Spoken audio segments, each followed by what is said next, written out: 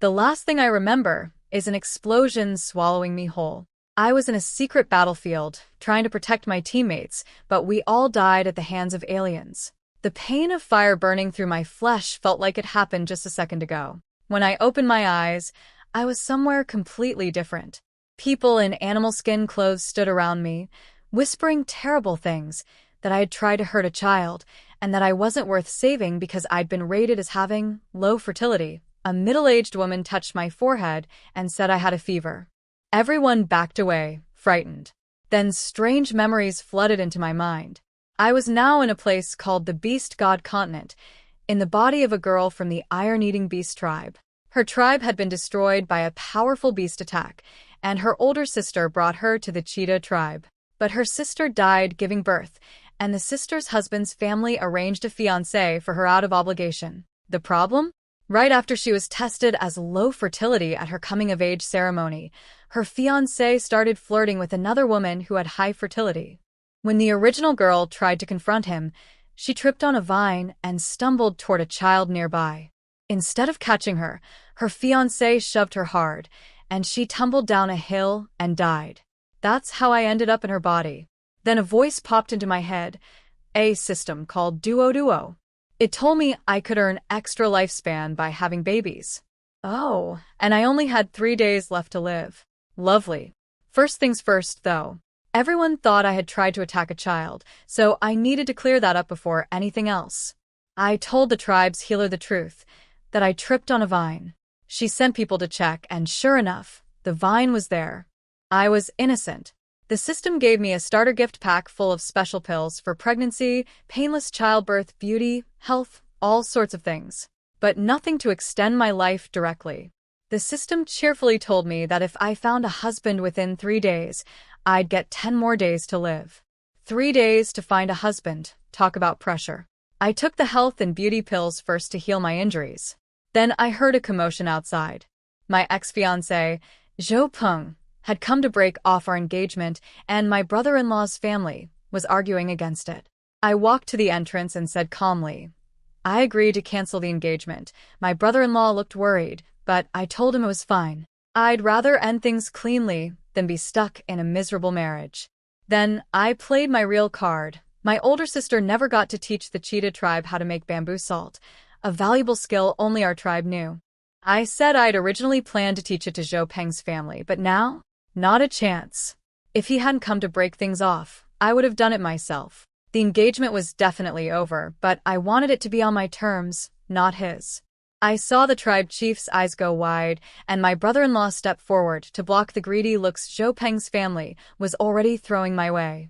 They realized too late what they'd just lost. Zhou Peng's mother instantly changed her attitude when she realized what she'd lose. She put on a big fake smile and said, Oh, my son is just young and foolish. Being your first husband would be his blessing. He must have misunderstood you. Please don't take it to heart. I nodded calmly. I'm not angry, but I'm absolutely canceling this engagement. She wouldn't give up. She pinched Zhou Peng's arm and told him to apologize, saying everything would blow over if he just lowered his head. I nodded again. You're right, Auntie Zhou, but I still have to cancel. Then she dropped the sweet act and tried a different angle, reminding me that with my low fertility rating, I shouldn't be so stubborn. She said I should think carefully, marry Zhou Peng quickly and move on. I almost laughed. I shook my head. No need for apologies. Everyone can see Zhou Peng likes Mei Feng. I won't stand in the way of his happiness. The engagement is off. That's when she got nasty. She sneered and said no other family would want a low-fertility female like me, and that anyone who'd marry me would only be after my bamboo salt recipe. She told me to think carefully before making a wrong choice. I smiled inside. Even in this beast world, there are people who think way too highly of themselves. I just nodded politely. Thank you for the reminder, Auntie. But my mind is made up. Then I turned to the cheetah tribe chief and played my real hand. I told him that no matter who I married in the future, I'd teach the Qin family, my brother-in-law's family, the complete method for making bamboo salt, out of gratitude for everything they'd done for me and my sister. I also mentioned that the process required a lot of manpower and that the chief would need to organize the right people since I was too young to manage tribal affairs on my own. My brother-in-law Qin Yu looked anxious and tried to interrupt, but I gave him a reassuring look. Then I added one condition. The Zhou family must not be involved in the bamboo salt production or trade.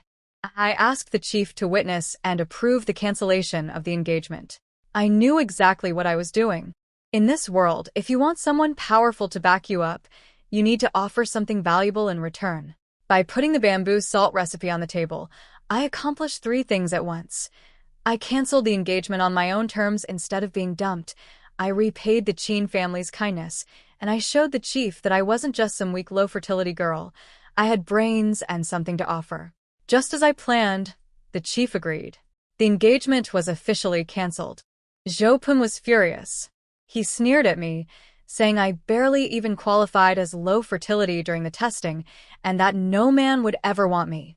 He said he'd wait to see me end up thrown into the female cave, basically a place for unwanted women. I didn't even bother responding. What he didn't know was that if I couldn't find a husband within 3 days, I wouldn't even live long enough to end up there. On the way back, the Qin family's mother sighed and told me they'd originally wanted me to marry Qin Yu's younger brother, Qin Hao. But after my engagement to Zhou Prung was set, they'd found someone else for Qin Hao, and he'd already gotten married a few days ago. She worried about what I'd do now. I dug through the original owner's memories. Qin Hao, that baby-faced kid with the little tiger teeth, was definitely not my type. But there was someone else in those memories who caught my attention.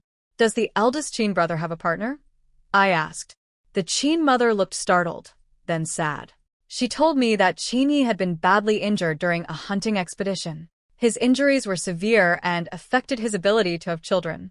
I was stunned for a second, but then it kind of made sense. Qin Yi, roughly 6'5", long silver-white hair, ruby-red eyes, sharp and intense gaze with a careless edge that made him look like he didn't care about anyone or anything. Strong European-style features, powerful build, the kind of face that's equal parts fierce and dangerously attractive. Of course a guy like that wouldn't still be available without some kind of catch. Could he be my partner? I asked, my eyes sparkling. The Qin mother was completely thrown off. For a split second she looked tempted, but then she shook her head firmly. No. Your sister entrusted you to our family. We can't do something like that to you. We'll find you a good, healthy man. In my head I called out to my system, duo. Can the health pill restore a male's fertility? The system replied lazily. So, why did you cancel the engagement then, my dear host? I answered sweetly in my mind. Is it possible, just maybe, that it's because I refuse to eat garbage? It's my last 3 days alive, and you want me to spend them swallowing misery? Remember, you're a system, not the devil. The system stuttered for a moment, then recovered. I need to be in close proximity to the male to determine whether the health pill can restore his physical functions, dear host. Right then, Qin Yi was standing at the entrance of the Qin family's cave. He must have been really thirsty because he scooped up water and gulped it down fast. Some of it dripped along his sharp jawline and rolled down his tan neck over his Adam's apple. I looked at his broad-shouldered, narrow-waisted frame, those powerful arms. I swallowed hard and told the system, "Hurry, I want his complete file in 1 minute." The system quickly gave me Qin Ye's information. He was a strong warrior, a silver-white leopard beast man, 24 years old, and his injury could be fully healed with just 1 health pill. Perfect. I walked straight up to Qin Yi and asked if he'd marry me, telling him I had a way to fix his body.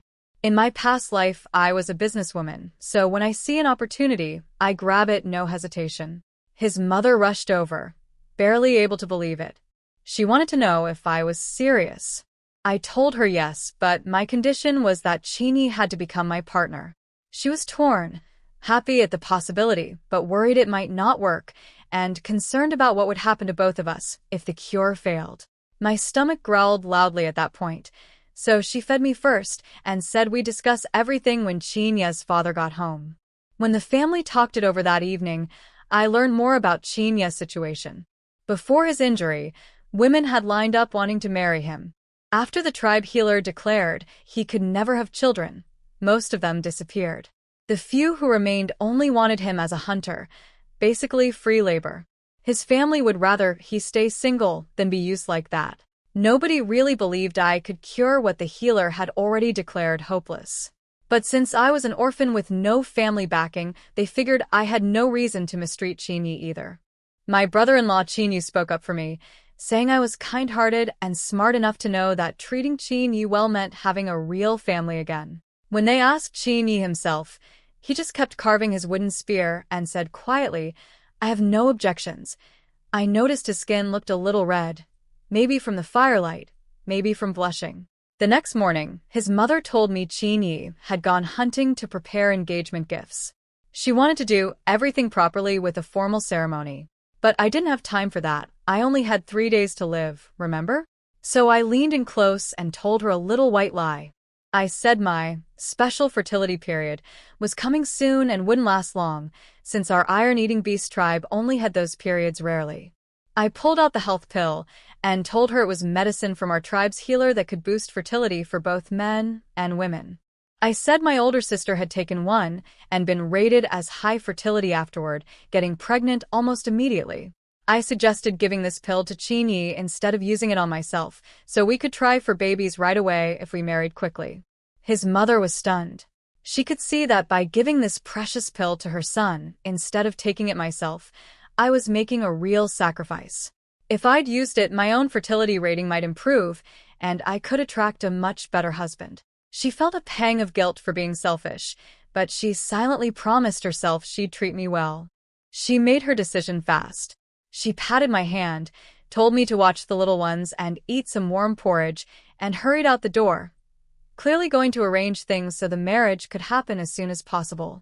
I didn't understand why the Chin mother rushed out so fast, so I just looked after the 2 little black leopard cubs and ate some porridge. That afternoon, she came back with her husbands, all carrying armfuls of stuff.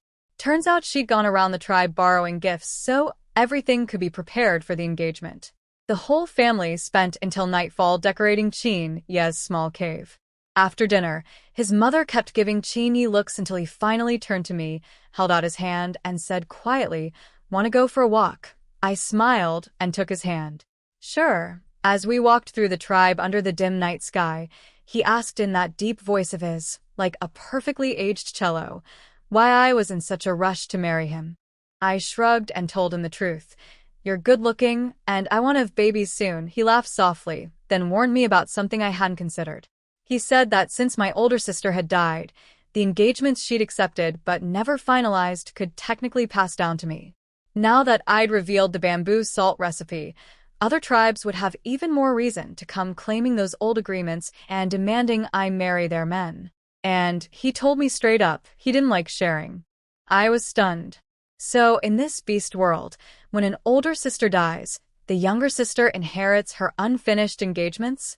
What kind of tradition is that? I asked him what would happen if I got pregnant, and he couldn't handle everything alone. Hunting, protecting me, caring for the babies. In this world, women usually have multiple husbands for exactly that reason.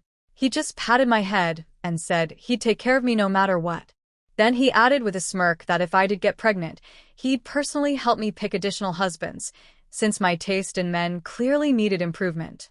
I wanted to argue, but that was the original girl's bad taste, not mine. Then he scooped me up with one arm like I weighed nothing, bounced me a little and said, "Too skinny."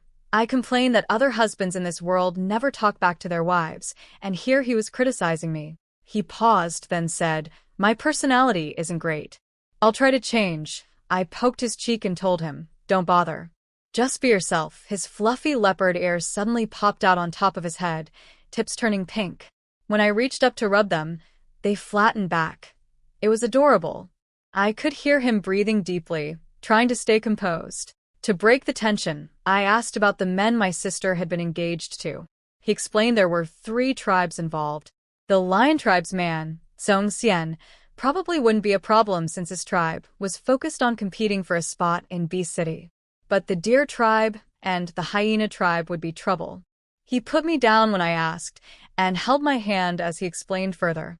The Deer tribe had been absorbing smaller tribes and growing fast, which meant they needed lots of salt. They wouldn't just sit by and watch the cheetah tribe keep the bamboo salt all to themselves. He handed me jerky and fruit as he talked, taking care of me without making a big deal of it. When I looked at him wanting more fruit, he gently wiped my lip with his thumb. My face got warm, but then he ruined the moment by saying I shouldn't eat too much of that fruit at night, or I'd need to get up to pee. Classic. About the hyena tribe, he said they were aggressive and had a bad reputation. My sister had only agreed to an engagement with their chief's youngest son to guarantee safe passage through dangerous territory. That son had apparently fallen for my sister at first sight. Breaking off that engagement would be tricky. They probably wouldn't send that lovesick son, but would try to swap in someone else to marry me instead. I looked up at him. "You're teaching me how to handle all these relationships," he smiled. "Of course. You're marrying me tomorrow. If I don't prepare you, someone's going to come along and trick you." I opened my arms wide, and without needing to ask, he stepped forward, lifted me up so my legs wrapped around his waist, and carried me home with my face resting on his shoulder. "You're going to be busy," I murmured against him. "I won't live a life where I feel pushed around, and I have more good things to offer in the future. So you'd better keep getting stronger." I fell asleep on Chinya's shoulder on the way home. He carried me back carefully, and when his mother tried to ask questions, he shushed her with a finger to his lips. That night, most of the family was happy about our marriage, but Chinya's father looked worried. It wasn't about us rushing things. He was concerned someone might try to cause trouble. His mother muttered something angry about the tribe chief not going too far. I didn't know what that was about yet, but I'd find out soon enough. The next morning was my third day in this world, my absolute deadline. If I didn't get married today, my life was over. I put on the new leather skirt Chinya had prepared, grabbed his arm, and practically dragged him to the healer's cave. He made me eat porridge first, which felt like torture when you're racing against death. When we got there, the healer was surprised. She asked if I wanted to think it over. I shook my head. She looked at Chinyi with pity. Her kind reminder was basically saying I could do better than a man who couldn't have children. Chinyi didn't react at all, like he was used to it or just didn't care. After she left to prepare, Chinyi quietly asked me the same thing. "Really not going to reconsider?" I pretended to think hard for about half a second, then said, "Okay, done thinking. Let's do it." I tried to peek at his face to see if he was nervous, but he just glanced at me and looked away. Then some woman barged in. I noticed right away that she was pregnant. I was starting to think I had some kind of curse with pregnant women and mothers. They kept causing me problems. She pointed at me and stared at Chinyi like a jealous wife catching her husband cheating. "What are you doing with her?" I rolled my eyes internally. "Lady, we're at the healer's cave together. A man and a woman. It's pretty obvious we're here to get married, not for a checkup." Chinyi stepped in front of her pointed finger and said coldly, "She's my woman, I'm her man. What do you think we're here for, Luo Euro?" Then he stepped closer and added, "I don't like you pointing at my woman. If you don't want her finger anymore, just say so." She pulled her hand back, trembling, and called him Brother Chin in this pitiful little voice. I immediately stood up and said, "Hold on, I don't like you calling my man that. Use a different name." She dropped the helpless act instantly and gave me this snooty sideways look, like a villain from a palace drama. "Who are you to tell me what to call him?"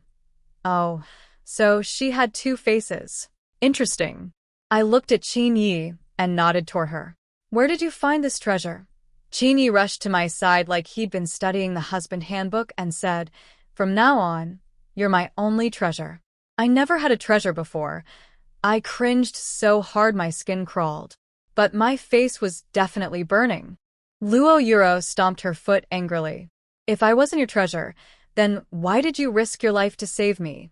My brain exploded. Wait, she was the reason he got hurt? I almost started writing the whole tragic love story in my head. He loved her. She loved him. He lost his ability to have children saving her, and now she finally realized her feelings. Which would make Chinyi the devoted male side character. And me, the side character's side character. No way. My romance novel instincts were screaming danger. Chinyi glanced at me nervously, but I was just standing there spacing out. He turned back to her calmly and said he'd never spoken about it before because what was done. But since she was making a scene in front of his future wife, he'd set things straight. He explained that her father and his father were related by blood, and he'd grown up close to her brother. The day of the accident, he would have saved anyone in danger. It wasn't about her. And after his injury, he'd never wanted to marry anyone, regardless of whatever signals his parents might have accidentally sent her way. She shook her head and asked why he'd cut ties with her brother if he didn't blame her. He just sighed impatiently. Believe whatever you want. I was dying of curiosity through all of this. What secret words had her father said to his mother? Did I need a VIP membership to hear this part? Don't be shy. Spill everything. Chini noticed I looked purely curious, not upset at all, and it seemed to amuse him. He confirmed to her one final time, with or without any of that drama, I was never going to marry you. The healer walked back in with everything ready.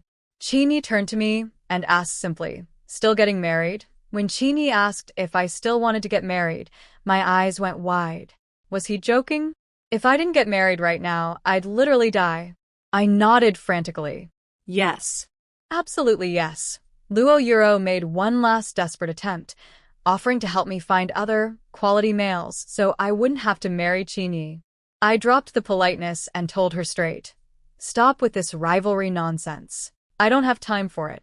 I like his face, his body, and his personality. Where are you going to find me another one like him? Move. The healer came back and immediately figured out that her apprentice had leaked the news about our marriage to Luo Yuro. She scolded the apprentice harshly and threatened to stop teaching her. Then she told Luo Yuro to leave, or she'd call her mother. Luo Yuro shouted that she wanted to challenge me to stop our marriage, but the healer shut that down. A pregnant woman of her rank challenging someone? Ridiculous. She finally left in tears. For the ceremony, Chini pointed to his neck and told the healer to carve the marriage mark there. She warned him it would be the most painful spot. Then she asked me to shift into my beast form so she could copy it accurately. I searched through my memories, figured out how, and transformed into a chubby black and white panda. Kind of adorable, honestly. When I saw Chinya's beast form, a sleek, silver-white leopard, graceful like a jaguar rather than a stocky snow leopard, I was mesmerized. So beautiful. For my mark, Chini suggested my inner wrist, but I smiled and said I wanted it over my heart.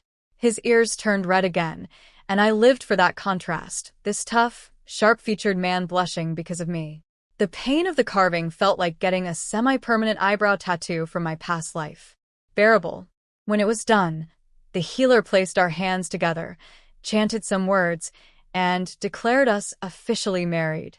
She wished us many children. That's when my system chimed in, 10 extra days of life, just for getting married. I could breathe again for now. Walking home hand in hand with Qin Yi, I argued with the system in my head. I wanted to know why other women in this world got special powers, but I didn't. The system told me to focus on the basics first. I needed to have a baby to earn 3 months of life. But it did let slip that if I gave birth, I'd unlock rewards including powers and a system shop. Then came the really exciting part.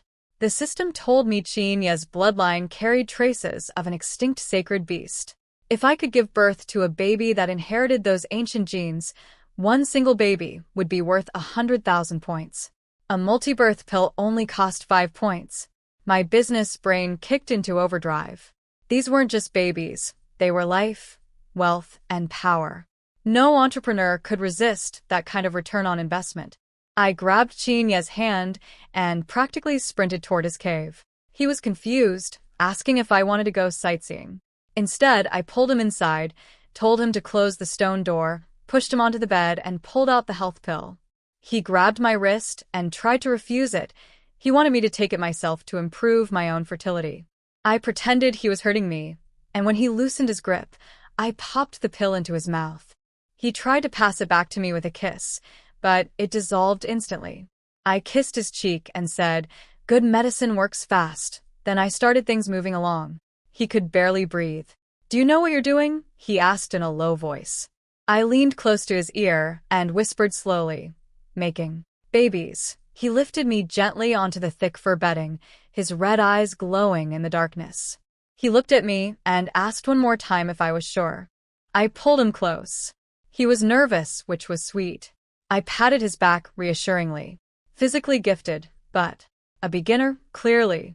After our first time together, Chini asked if I wanted water. The moment he stepped out, I quickly swallowed the fertility pill and the multibirth pill. The system told me the fertility pill alone would have been enough to get pregnant and the multibirth pill might give me even more babies. I told it I knew. I took both on purpose. Chini brought me water, and I was about to get up and make dinner, but he pulled me back onto the bed. Let's just say, by the time he was done, I was fast asleep with tears on my face. His mother came by twice, but wisely waited until things were quiet before calling out that there was porridge in the pot. When I woke up, I bit his chest out of frustration, but his muscles were so hard it didn't even leave a mark. He had a week off from hunting. Apparently that's standard for newly married men here. Lucky me. He brought me porridge with sea salt and apologized shyly for not stopping when I'd told him to the night before. I told him to go flatten the ground outside to build us a house, and to absolutely not touch me all day. My back was killing me. He offered to rub my back with his warm hands. It actually felt great, until his lips started wandering to my shoulder, and I passed out again. When I woke up, it was evening. He proudly told me he'd already leveled the ground and gathered building materials. I was furious. Did I, or did I not say stop? He looked down shyly and mumbled, "You seemed disappointed the first time." I was worried I didn't satisfy you. My face turned completely red. I rolled over and threatened to sleep somewhere else if he didn't behave.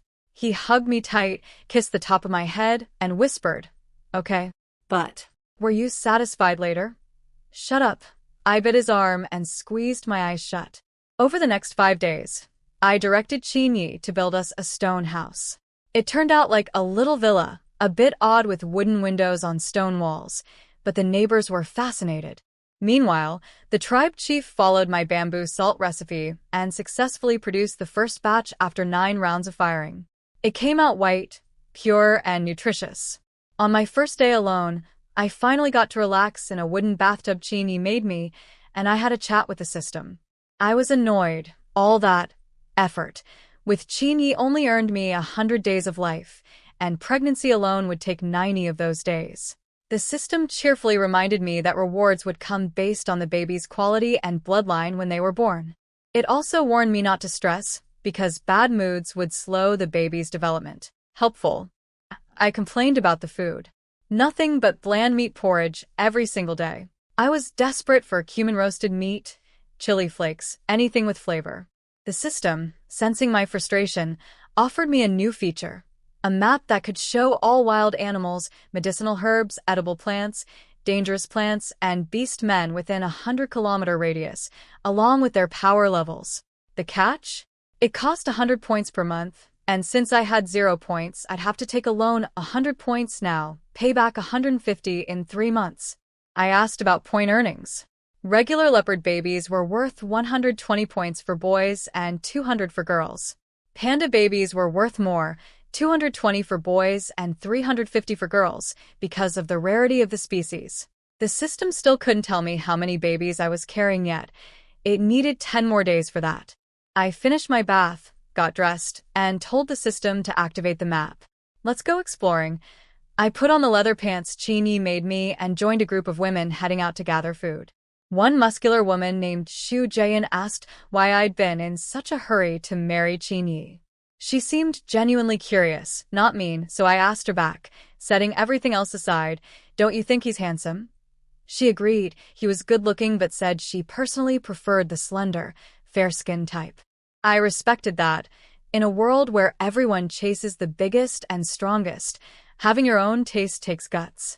Then some tall woman sneered that I'd forced a man into marriage, and that Jayan liked useless men. I asked calmly if she was talking about me. She rolled her eyes and said, "Obviously." I fired back, "Are you jealous?" Even if I did pressure Chinyi, he chose to accept. I've barely been in this tribe. Did he ever let anyone else pressure him before? Think before you talk. That head of yours seems to exist just to make you look taller. She couldn't find a comeback and stormed off to the front of the group. Jayan laughed and said I was nothing like the rumors. She told me people were saying I'd use the bamboo salt recipe to force the Chin family into making Chin Yi marry me. But she didn't believe it. Her husband had left for the hunt with Chin Yi that morning, and she could tell from his face that he was a man, happily going out to provide for the woman he loved. Before she could tell me more gossip, someone came running and screaming. The hunting party had run into a beast stampede. My heart clenched. I immediately asked the system if the health pill could heal Chin Yi if he got hurt. The system said it depended on how bad the injury was, and poison couldn't be cured without a special antidote pill, 50 points each. We all headed back to the tribe in tense silence. Right at the entrance, Zhou Peng's mother pointed at me and started screaming. She called me a curse, said I'd killed my own tribe, killed my sister, and now I was bringing disaster to the cheetah tribe too. People around me started believing her. I could feel it. Even the chief said nothing. The healer stepped in furiously. She yelled at Zhou Peng's mother, saying beast stampedes happened every autumn, and it was ridiculous to blame me. She explained that last year a rogue beast had wiped out an entire tribe, and the hunters who went after it never caught it. That brought a natural punishment, less rainfall this year, less vegetation, which meant the stampede came earlier than usual because the animals were desperate for food. It had nothing to do with me. But Zhou Peng's mother kept going. She pointed at me and spat. Just wait and see if that Chin boy comes back alive. If he dies, it's because of her curse. Something snapped inside me. I charged at her, tackled her to the ground, climbed on top of her, and started slapping her face as hard as I could. The system was screaming in my head that I was in early pregnancy, roughly equivalent to 1 month along in human terms, and that emotional stress could cause a miscarriage. I didn't care. Everyone was shocked. I'm only about 5'5", and this woman was close to 5'10" with a much bigger build. Nobody expected me to take her down. The chief yelled to pull us apart, but before anyone could, I suddenly blacked out without warning. Thankfully, Jayan caught me before I hit the ground. The healer told the chief to hurry and take the rescue team out with extra medicine. She'd look after me. After painting a blessing pattern on my face with 3 colors of paint, she stared at a bowl of water and noticed 4 tiny whirlpools spinning on the surface. The Chin mother, who'd been about to go confront Zhou Peng's mother herself, was stopped in her tracks when the healer shouted after her. "Where do you think you're going?" "Sia is pregnant." I woke up in the healer's cave pretty quickly. The healer and the Chin mother were both staring at me with worried faces. I scratched my cheek and asked if I was going to be punished for hitting that woman. The Chin mother looked at me like I was crazy. "Don't you want to know why you fainted?" I instantly flopped back on the bed, grabbed my stomach, and put on an act. She kicked me. She knocked me out. My stomach hurts. They panicked for a second before calming down and telling me the real news. I was pregnant, with what looked like 4 babies. And the pregnancy wasn't stable. I screamed at the system in my head, asking why the health pill wasn't keeping things steady. The system laid it out for me with brutal honesty. Day 1 and 2 after getting pregnant, non-stop activities with my husband. Day 3, slightly less. Day 4, a little more restraint. Day 5, finally one quiet day. Day 6 and 7, right back at it. And then day 8, I got into a fist fight. The system basically asked me, with the baby's home being constantly disturbed and then their mother brawling on the ground, what exactly did I expect? I went quiet for a moment, then meekly asked if another health pill would help. The system said no, the right medicine was the pregnancy-stabilizing pill. Of course. I had 10 different types of pills and I'd been fixating on just one. I took the stabilizing pill right away. The healer said she'd talk to the chief, so I wouldn't be punished, but warned me to stay put from now on. For babies at once was extremely rare. In this world, only rabbit, mouse, and pig beast men had litters that big. For predator species like leopards, 3 was the usual maximum. Carrying 4 meat-eating babies meant they'd drain a lot more nutrition from my body. The Chin mother insisted I stay in the family cave instead of going back to our stone house. I lay there like a corpse and tried to negotiate with the system about pausing my map subscription since I couldn't even go outside. No luck, against the rules. So I asked if it could at least check on Chin Yi. The system said he was beyond its 100-kilometer range, but when my emotions started spiking again, It quickly stretched its abilities and reported back. Qin had only minor injuries. He was a green rank warrior, one level above my useless ex-fiancé, and ranked in the top 20 fighters out of over 3,700 tribe members. That calmed me down. I smiled and thanked the system with kissy emojis in my head. Then that night, Qin was carried back on a stretcher. I calmly asked the system, "Didn't you say he was fine?"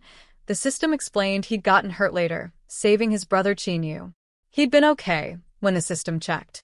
I pressed my lips together and looked at the claw marks on Qin's arms and back, without saying a word. Qin had a deep gash on his face, bone deep. He apologized painfully, saying his brother got hurt protecting him. I waved it off and told him not to blame himself. If my own sister were still alive, I'd have done the same thing. There was no right or wrong in protecting family. Was I upset? Yes. But not at Qin for being weaker, and not at Qin for saving him. I was angry at myself for not being strong enough. If I were powerful, I could just hand Qin a few pills and he'd heal instantly, or he'd never get hurt at all. The system dangled another carrot. After giving birth, I'd be able to buy dual cultivation techniques from the system shop to get stronger together with Qin. When I was about to give Qin my health pill, the system stopped me.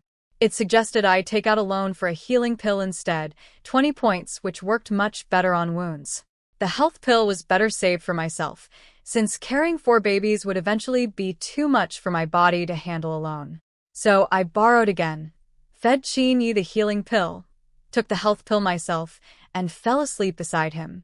The next morning, I woke up to find my head resting on his arm. He'd been watching me sleep, and I had no idea for how long. His smile faded into something nervous as he said softly, "I'm sorry I made you worry, my little female." I nodded. Good. Don't forget it. He stroked my hair and promised he'd get stronger soon. The hunt had earned him a lot of beast crystals. I checked his wounds, and they were already healing. No infection. Thank goodness. Then he looked at me tenderly and said, "My mother told me you're pregnant. In a few days I'll go find you another husband. Do you have any preferences?" I looked at Qin seriously and asked if he really wanted to find me another husband. My system went crazy in my head, screaming that I should absolutely get one, preferably someone way stronger than Qin so my babies would have better bloodlines and I'd earn more rewards. But Qin sighed and admitted, "Honestly, I don't want to." I stroked his head and told him that while I'd probably need more husbands eventually, right now I only wanted to be with him. If he'd eagerly agreed to find me someone else, I would have been genuinely upset. He kissed my forehead and explained his worry. He was injured, I was pregnant, and the food from the hunt would only last about 6 weeks. My pregnancy would take 3 months, and if he was out hunting, nobody would be around to take care of me. I told him we'd revisit the topic in a month. For now, he needed to heal. While many injured hunters were still struggling to recover, some had even died, Qin healed suspiciously fast. I'd cut his long hair short with a bone knife to keep it off his back wounds, and he looked even more handsome. After 4 days resting with me in the cave, he finally stepped outside. The moment people saw him walking around healthy, the rumors about me being a curse started falling apart. Everyone had expected him to be on death's door like the others who'd been carried back. The healer had kept saying the curse talk was nonsense, and now here was the proof. What I didn't let on was that I'd known about the rumors all along. My system Duo had told me right away, worried that finding out later would upset me more. It even offered to let me borrow points to buy healing pills for the other injured hunters. But when I heard that those hunters' wives were also whispering behind my back about me being bad luck, I dropped that idea immediately. I'm not the type to turn the other cheek. My philosophy is more like, carry a brick labeled virtue and use it to teach people manners. The Qin family had been protecting me from the gossip the whole time. They wouldn't even let the 2 little cubs jump around near me. Qin had nearly gotten into fights defending me, and the Qin mother kept biting her tongue to avoid upsetting me. I appreciated all of it. In a moment of gratitude, I'd secretly slipped a fertility pill into the Qin mother's food. I was regretting that now because Duo told me she'd definitely get pregnant. That meant 2 pregnant women in one cave, with most of the men either injured or busy with salt production and chores. Only Qin was fully recovered, And I didn't want him going out hunting yet. It would draw too much attention to how fast he'd healed. The thought of giving birth without an experienced woman around made me nervous. The system reminded me I had 3 painless delivery pills and offered its full support, but I told it honestly. I'd never done this before, and I was scared. Duo immediately suggested I take on more husbands. It rattled off candidates. Song Xian from the lion tribe, the deer tribe chief's son, even someone from the hyena tribe, all yellow rank warriors, 1 tier above Qin Yi. I rolled my eyes. When I asked you to check if my husband was alive, you made excuses about it costing too much energy. But nobody asked you to scout eligible bachelors, and you've got their complete profiles ready?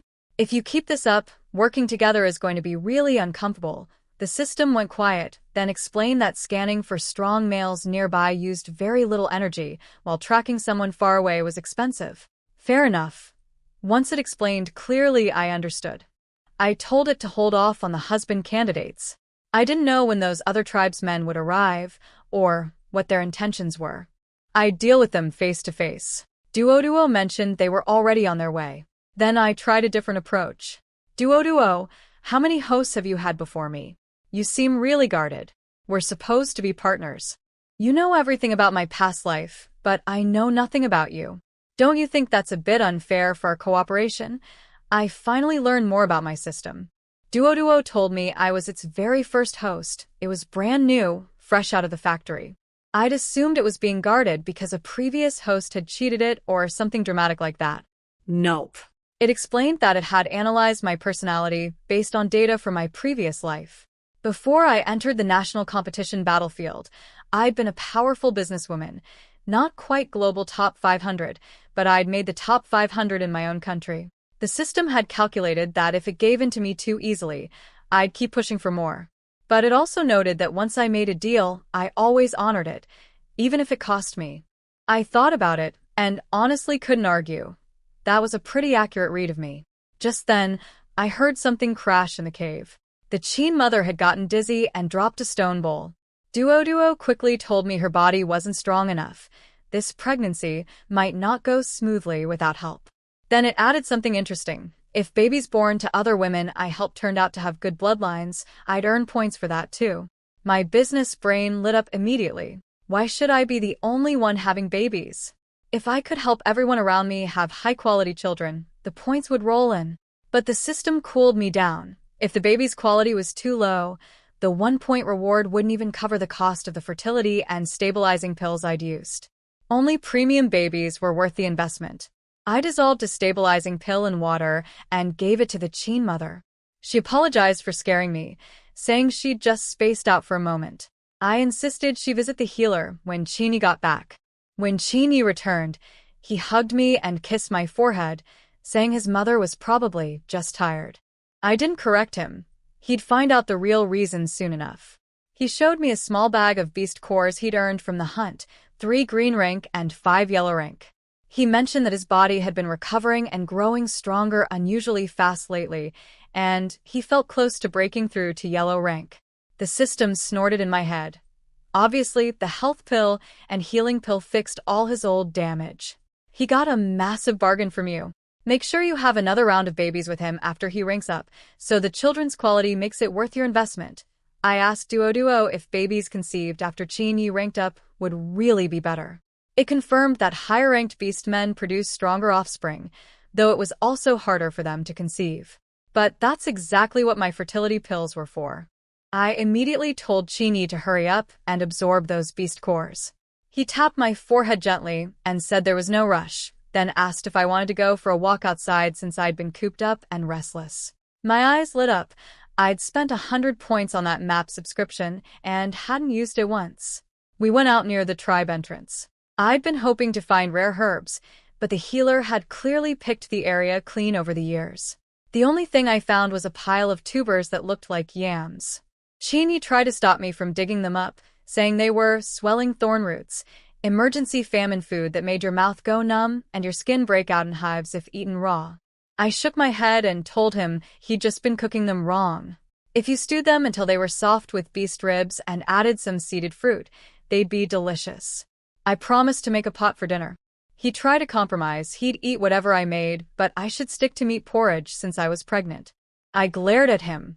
You don't trust me? He went silent and just dug up all the tubers without another word. On the way back, I gave him the cold shoulder. Every time he tried to make conversation, I huffed. You don't believe me anyway, so why are you even asking? He found my pouting so cute that his leopard ears and tail popped out involuntarily. Not caring that other men would laugh at him for showing them in public to please a woman, he took my hand and asked, what would make you stop being mad? Do you want to pet my ears? I eyed Chinya's silver-white leopard ears greedily and set my conditions. If the food I made turned out delicious, he'd have to let me rub his ears and sleep in leopard form to keep me warm. He flicked my forehead gently, ears turning pink, and agreed to whatever I wanted as long as I stopped being mad. Back at our stone house, I stewed the swelling thorn roots with beast ribs, seeded fruit, and some of the tribe's bamboo salt. When Chinyi tasted it, his eyebrows went up, no numbness at all. I gave him a smug look. Obviously, I'm very picky. If I say something's good, it's good. Good thing I'd made a huge pot because the whole Chin family wanted some. Chinyi was amazed. All this time, people had just never cooked these roots long enough. Of course they hadn't. Those roots were basically the yams from my old world, and the seeded fruits were like giant goji berries. I'd already asked my system to help me look out for other spice-like plants in this world. During dinner, the Chin mother announced that the healer had confirmed her pregnancy. Chinyu was so shocked he dropped a rib bone into his bowl. She apologized to her fourth husband, promising she'd try to give him a child next time. This baby was her third husband's. The fourth husband just shook his head and said her health mattered most. The healer had actually said she was as healthy as a young woman, which she credited to some energy fruits Chinyi had supposedly given her. Chinyi just smiled and said her health was what mattered, then glanced at me. He knew something was up. With 2 pregnant women in the house, everyone got extra careful. Chinyi stopped going out to gather and stayed home watching the cubs and doing chores. Once Chinyi broke through to yellow rank, he kept his promise and took me to the back mountains. On the way, we ran into Chu Jiayun, who pulled me aside excitedly. She whispered that she was pregnant too.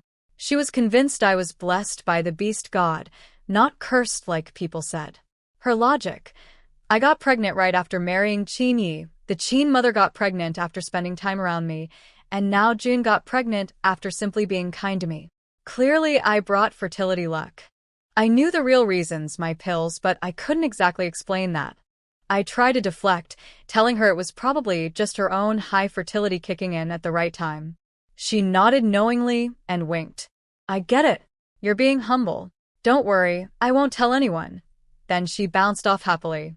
I waved goodbye, feeling genuinely awkward. When someone I consider a friend credits me for something I didn't do for them, it makes me uncomfortable. If it were a stranger, I'd only care whether the misunderstanding benefited me. But friends are different. Chinyi watched the whole thing and said, I think she's right. My little female might really be blessed by the beast god, sent to save me. I pressed his big hand against my cheek and nuzzled it. Then you'd better treasure me, or I'll run off and save some other handsome man instead. He pinched my nose, shifted into a silver leopard form, and told me to climb on his back. He carried me through the back mountains while I directed him using my map, and we found loads of herbs and ingredients that others had overlooked. After that, I started cooking a new dish every day: spicy fruit stir-fried meat strips, garlic vinegar eggs, honey braised fatty meat. The Chin family ate so well that even the Chin mother couldn't help having seconds. By the time my belly started showing, the men from the other tribes, the ones who'd been engaged to my late sister, finally arrived at the cheetah tribe. Contrary to what Chinyi had predicted, the lion tribe's Tsong Xian actually came in person, and the hyena tribe chief's youngest son showed up too, though he clearly didn't want to be there. When the tribe chief sent someone to bring me over for the meeting, he wasn't expecting my belly to be this big already. I could see the moment it clicked. The healer had told him I was carrying 4 babies. He'd probably assumed most would be lost naturally, like what usually happened with large litters, since the babies fight for nutrients inside the mother. But looking at me now, he could tell at least 3 had survived. I watched his eyes start calculating which of his relatives' sons might be good matches. Then he noticed that the lion, deer, and hyena tribe delegations were all staring hungrily at my belly too. He looked like he wanted to smack whoever had been stupid enough to summon a visibly pregnant woman instead of just saying I was unwell and couldn't come. The chief tried to ease into things diplomatically, explaining that my sister had made engagement agreements with several tribes before she died, and he'd assumed the matter was dropped since nobody came sooner. But here they all were now. The lion tribe's leader, a handsome middle-aged man, cut through the pleasantries. He said his tribe had actually sent a team to hunt down the rogue beasts that destroyed my tribe. They'd killed over a dozen and even rescued some survivors, including 2 iron-eating beast women. He made it clear their contribution was no less than the cheetah tribe sheltering me and my sister.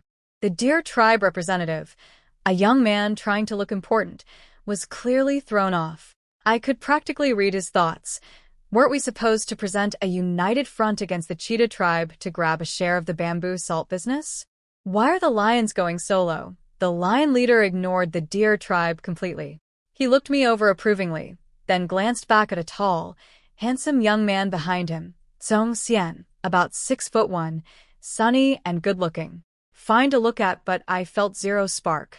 Just because a man is attractive doesn't mean I want to collect him. I'm not that greedy. The deer tribe jumped in, making excuses for being late. They were busy expanding from a medium to a large tribe and preparing to host next year's sacred female testing ceremony. Their leader dropped these facts with obvious pride, clearly trying to show off their connections to Beast City. The cheetah chief played along nicely, asking them to take good care of his tribe's women at the testing event. Smart politics. The dog tribe had sent people from 3 branches: hyena, yellow dog, and black dog. Their spokesman was a gloomy-looking hyena man with yellow-stained teeth, a tribal custom I could respect culturally but would never accept personally. He talked about how their chief's youngest son, Wenjuja, had been so in love with my sister that he'd personally escorted her to the cheetah tribe and left engagement gifts. I saw my opening.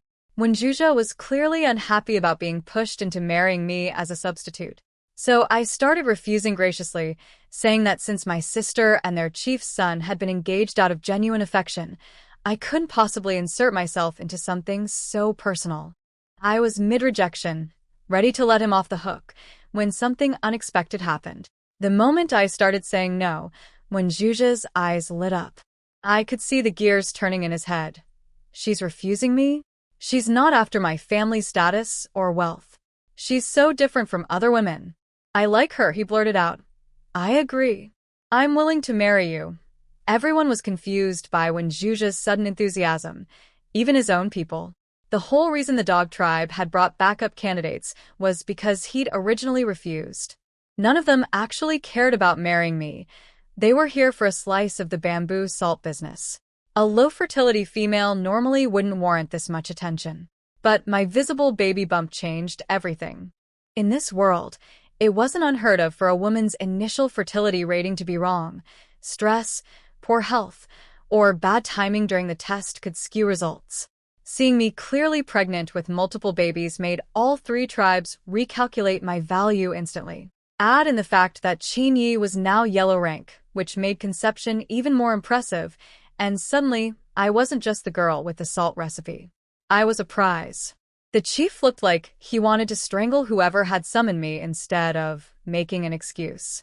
He was thinking the same thing everyone else was. Why share my baby-making abilities with outsiders when I could produce children for the cheetah tribe exclusively? I smiled brightly at all of them while seething inside. The way they looked at me like I was a limited-use luxury item made me want to slap every single one of them. I screamed at Duo in my head. If I don't get powers after giving birth, I'll shut my whole operation down. Look at how they treat women here. Qin Yi is the only one who's never acted like I owe him babies. He's only ever been grateful and worried about me. The system tried to calm me down by suggesting I could just use these men, get pregnant, collect the rewards, and then have their children call someone else daddy. I was furious. So basically my feelings didn't matter. I was just a baby factory, and our entire partnership was built on that assumption. Fine. I went into business mode and asked coldly about bloodlines. Duo reported that Qin Ye's rare crescent moon leopard bloodline had grown even purer since his rank up. Then it dropped a bombshell. His mother carried dragon blood. Specifically, a flood dragon lineage. Dragon? I nearly lost my composure. I immediately asked if any of my current babies might be dragons. Duo explained that when I conceived, Qin Ye had still been green rank, so only his leopard bloodline was strong enough to pass on. The dragon blood and other rare lineages were too diluted at that point. As for Tsong Xian from the lion tribe, his strongest bloodline was white lion, but he also carried traces of sacred flying lion, making him roughly comparable to Qin Ye in value. Then I asked something important. If I didn't marry these men, would it hurt them? Duo paused, then explained that if their future wives didn't mind the existing marriage marks, no harm done. But if a future wife demanded the marks be erased, the men could become rogue beasts, essentially outcasts. The system casually suggested I could just ask them to agree to temporary arrangements. I pushed back hard. What percentage of normal men in this world would actually agree to that? Duo admitted it was about 20%, mostly desperate cases involving criminal women, infertile women, or women captured by rogues who had no other options. I spelled it out. So regular men who want a real partner and care about their future wife's feelings would never agree to this. They want to marry someone properly, right? The system's silence was answer enough. I'd made my point. I wasn't going to treat people as disposable just because the system had no moral compass. Duo explained something important. The marriage mark carving wasn't just symbolic. It carried the beast god's blessing energy, which purified bloodlines and cleared out weaker genetic traits, making rare hidden bloodlines more likely to produce ancestral throwback babies. Good to know. The chief interrupted my mental conversation, asking if I was interested in any of the visiting men. I waved him off and said I was tired, asking for a few days to think it over. The lion tribe leader was gracious about it, pointing out I was pregnant and needed rest. The deer tribe leader tried to sneak in a question about how far along I was. The chief's smile froze for a second before he casually said, almost 2 months. Technically true if you round up generously from 1 month and 1 day. When Zhuzha jumped in before his own people could speak, telling me to go rest, and that any tribe that truly cared about its women wouldn't make a pregnant one walk around like this. I thanked everyone and left, holding Qin Ye's hand. Once we were far enough away, Qin Ye asked in a strained voice which man I'd been looking at for so long. Was it Tsong Xian? Or did I want all of them? I stepped in front of him and cupped his face in both hands. Is our Qin Ye jealous? He lowered his eyes, hiding those ruby-red irises, and gave a quiet, sulky, I kissed the corner of his mouth and told him I had no plans for now, and if I absolutely had to choose, the only one I'd even consider would be Tsong Xian. He forced a smile and offered to fight duels against all of them. If nobody could beat him, I wouldn't have to marry any of them. I asked whether these duels ended at surrender, serious injury, or death. He just ruffled my hair and told me not to worry, that he was strong enough.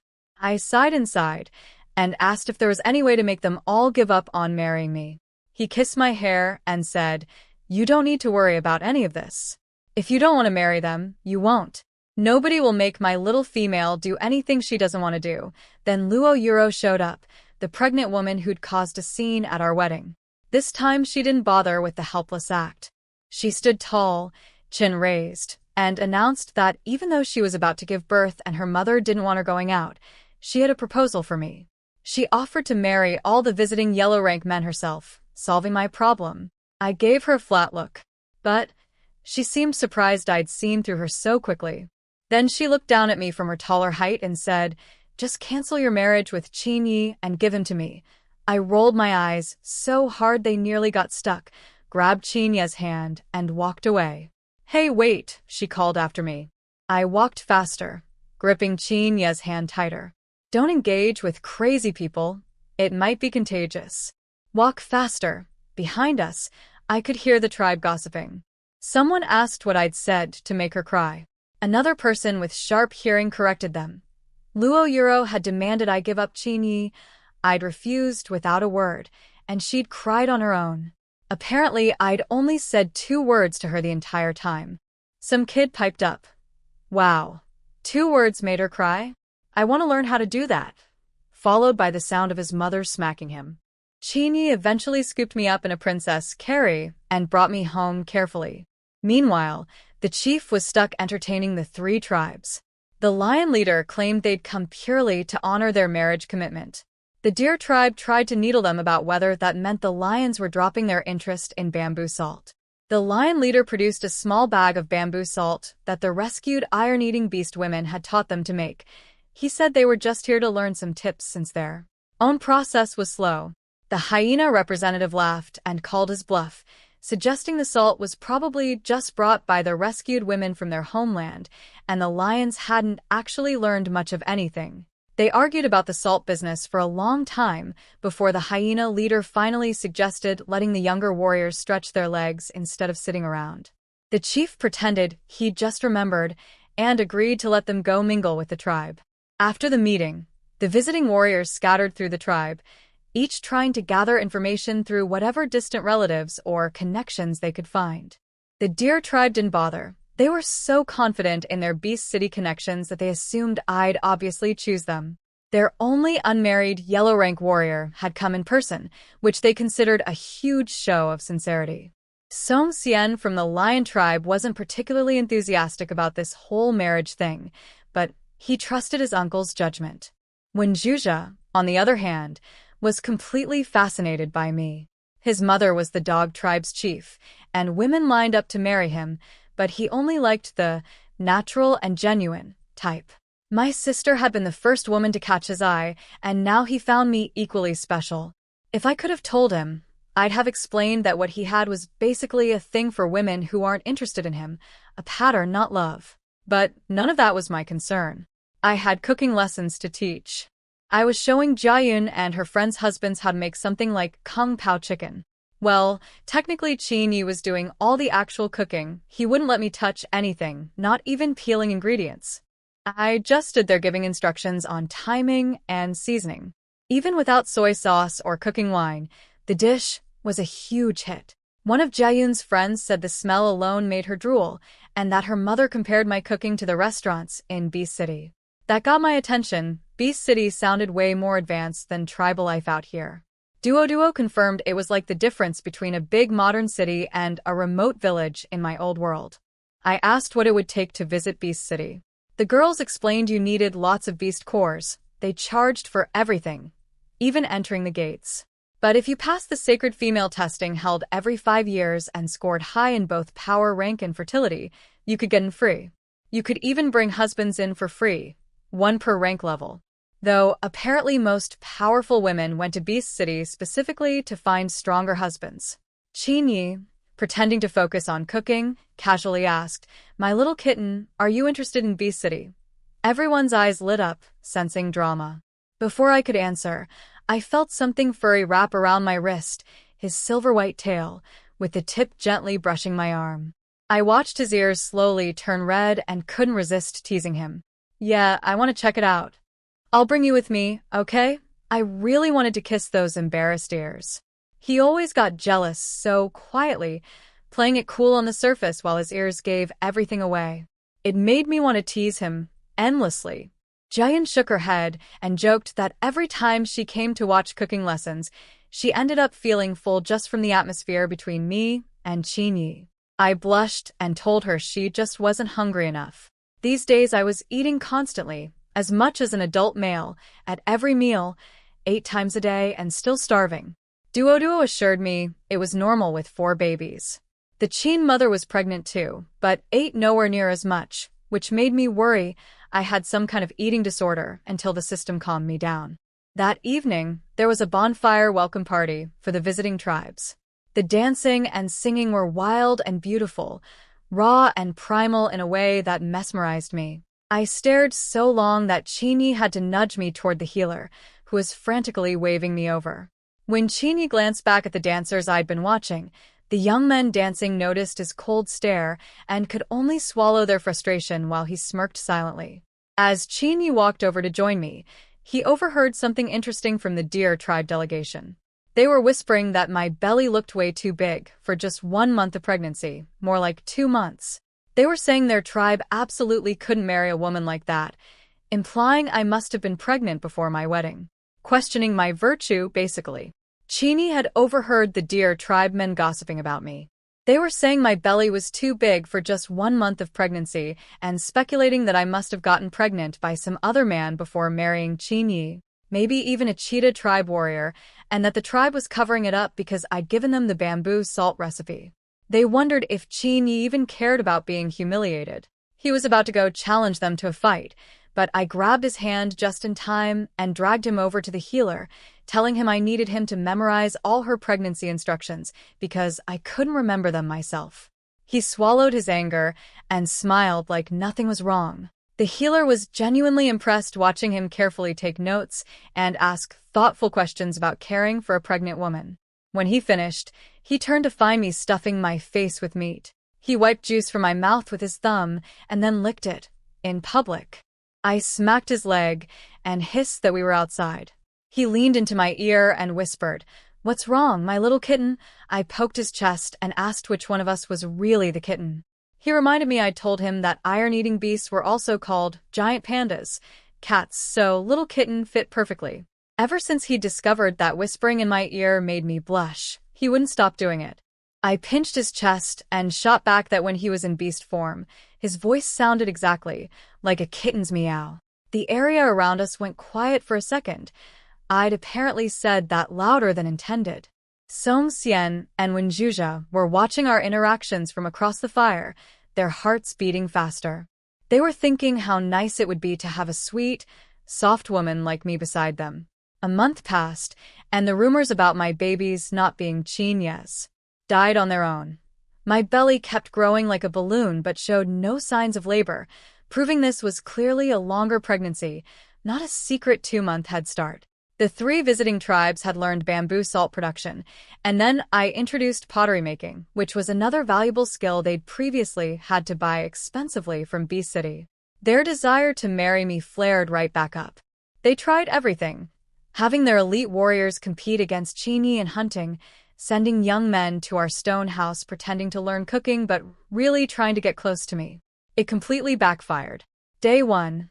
They watched me and Chini being adorable together and felt envious. Day 2, jealous.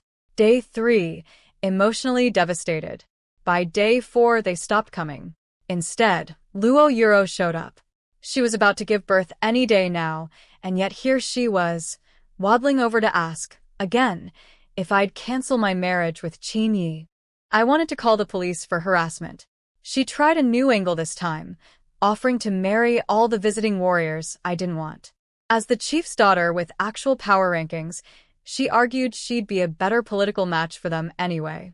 I had to admit, for all her annoying behavior, she actually had decent strategic thinking. But before I could respond, I noticed water gushing down her legs. I prayed she'd just lost control of her bladder. But no, she was going into labor. She froze for a second, then snapped at me. "Stop standing there. Go get the healer." I glared at her. "Forget calling someone. I'm taking you to the healer's cave myself." She tried to negotiate, wanting me to bring her to her own cave instead. I yelled for Qin Yi to fetch the healer, while I half-carried her toward her home. "I can't believe you," I said, stressed out of my mind. "You came to bother me in this condition? Do you not have a brain?" She gripped my arm tightly and said she'd been bored and had calculated she still had 3 days before the birth. "It's probably your fault this happened early," she added. "Don't you dare blame me for this." "I swear I'll beat you up after you give birth," she asked curiously. "Like how you beat up Zhou Peng's mother? You're actually not that terrible. I just hate that you stole Brother Qin from me. Call my husband Brother Qin one more time and I'll hit you." How can a woman with no power rank be this violent? Luo Yuro and I bickered the entire way to her cave. She complained that everyone said being around me brought good luck, but for her it was the opposite.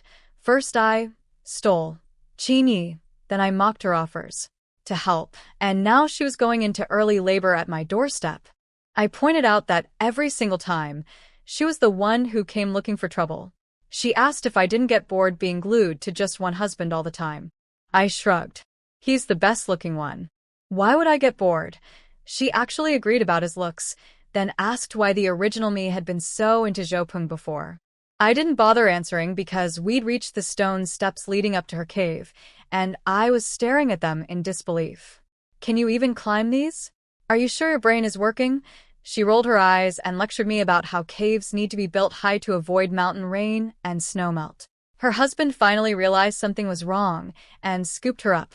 But she reached back toward me dramatically, tears falling, saying she was scared and didn't want me to leave. I wanted to yell at her, but something in me softened and I followed her inside. She delivered fast, 2 babies, a boy and a girl. The healer and her husband were thrilled. But Luo Yuro looked at me, gently touched the red scratch marks she'd left on my arm from gripping me during labor, and in that annoyingly arrogant way of hers, said I could name the baby girl. I was stunned. Were we friends now? We were supposed to be rivals. But looking down at the tiny, wrinkly, red-faced baby, my irritation melted away. May she live in peace and joy. Let's call her Luolur. Then the baby suddenly transformed into a tiny, wet, pink-furred animal. My jaw dropped.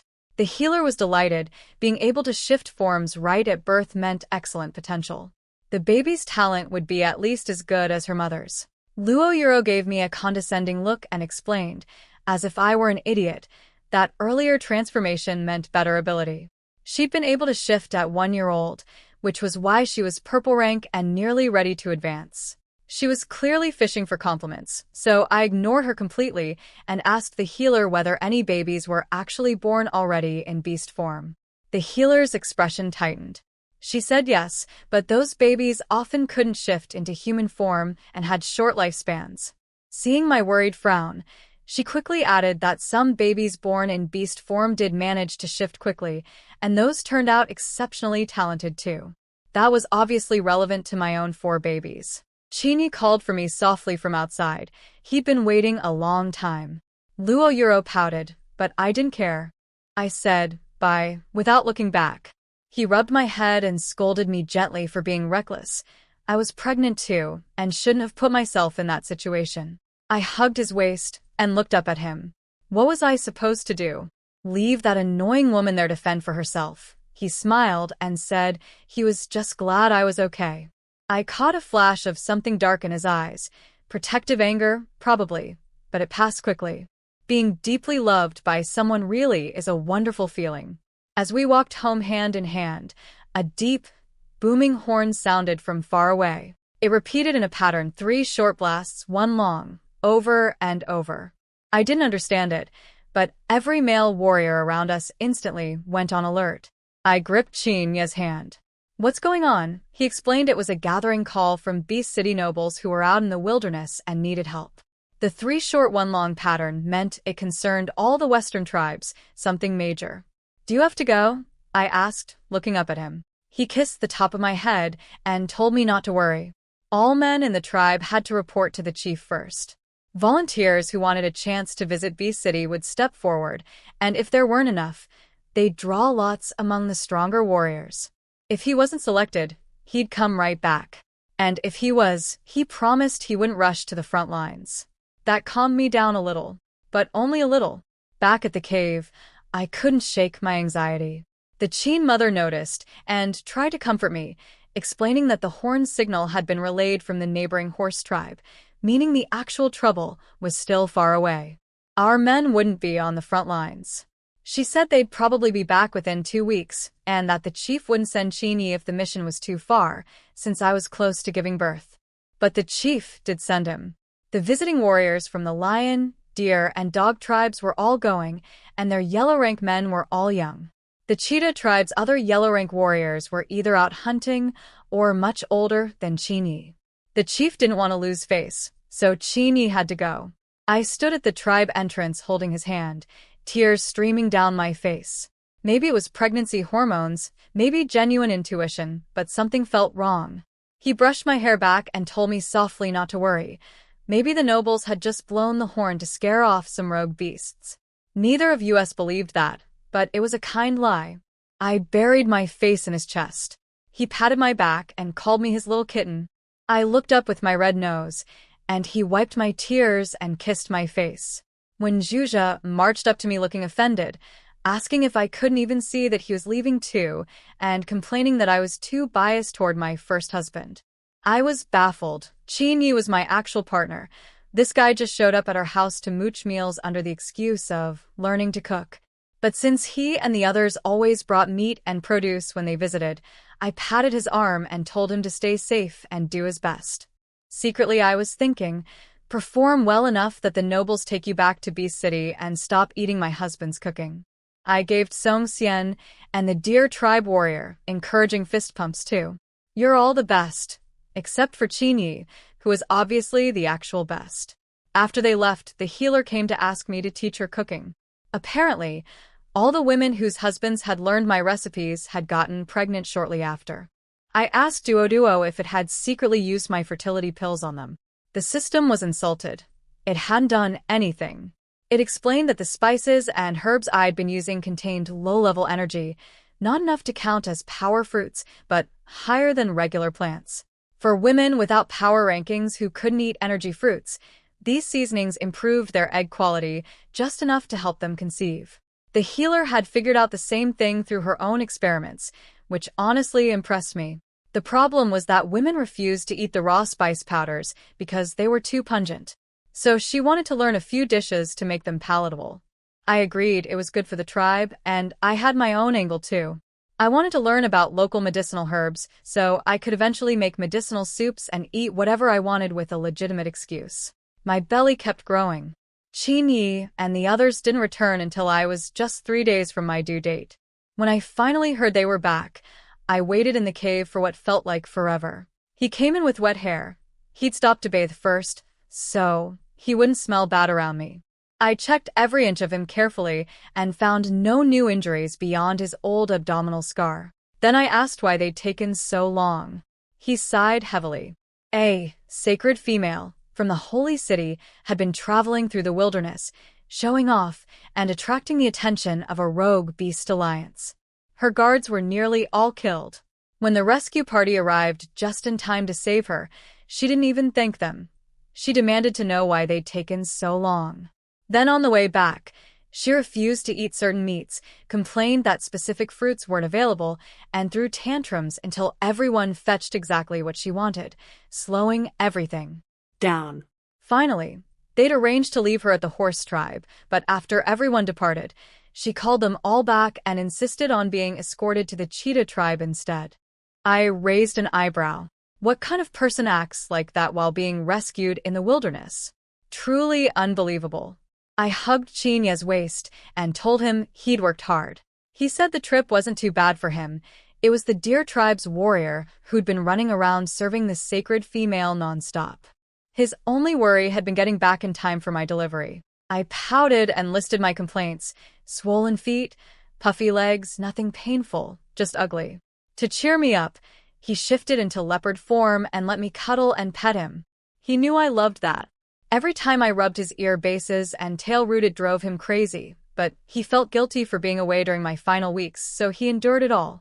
Right in the middle of my very satisfied ear-rubbing session, the contractions hit. I'd been tough the whole time he was gone, but with him beside me, I let myself be soft. Qin, and then my water broke. So much for just wanting to act cute. He reacted faster than me, shifted to human form, leaped off the bed, and told me not to be scared while he ran to get his mother and the healer. I called out to Duo in a panic. I've never done this before. What do I do? The system reminded me about the painless delivery pills. I grabbed one from storage and swallowed it immediately. The agonizing contractions vanished. The Qin mother arrived and deployed her husbands like a general.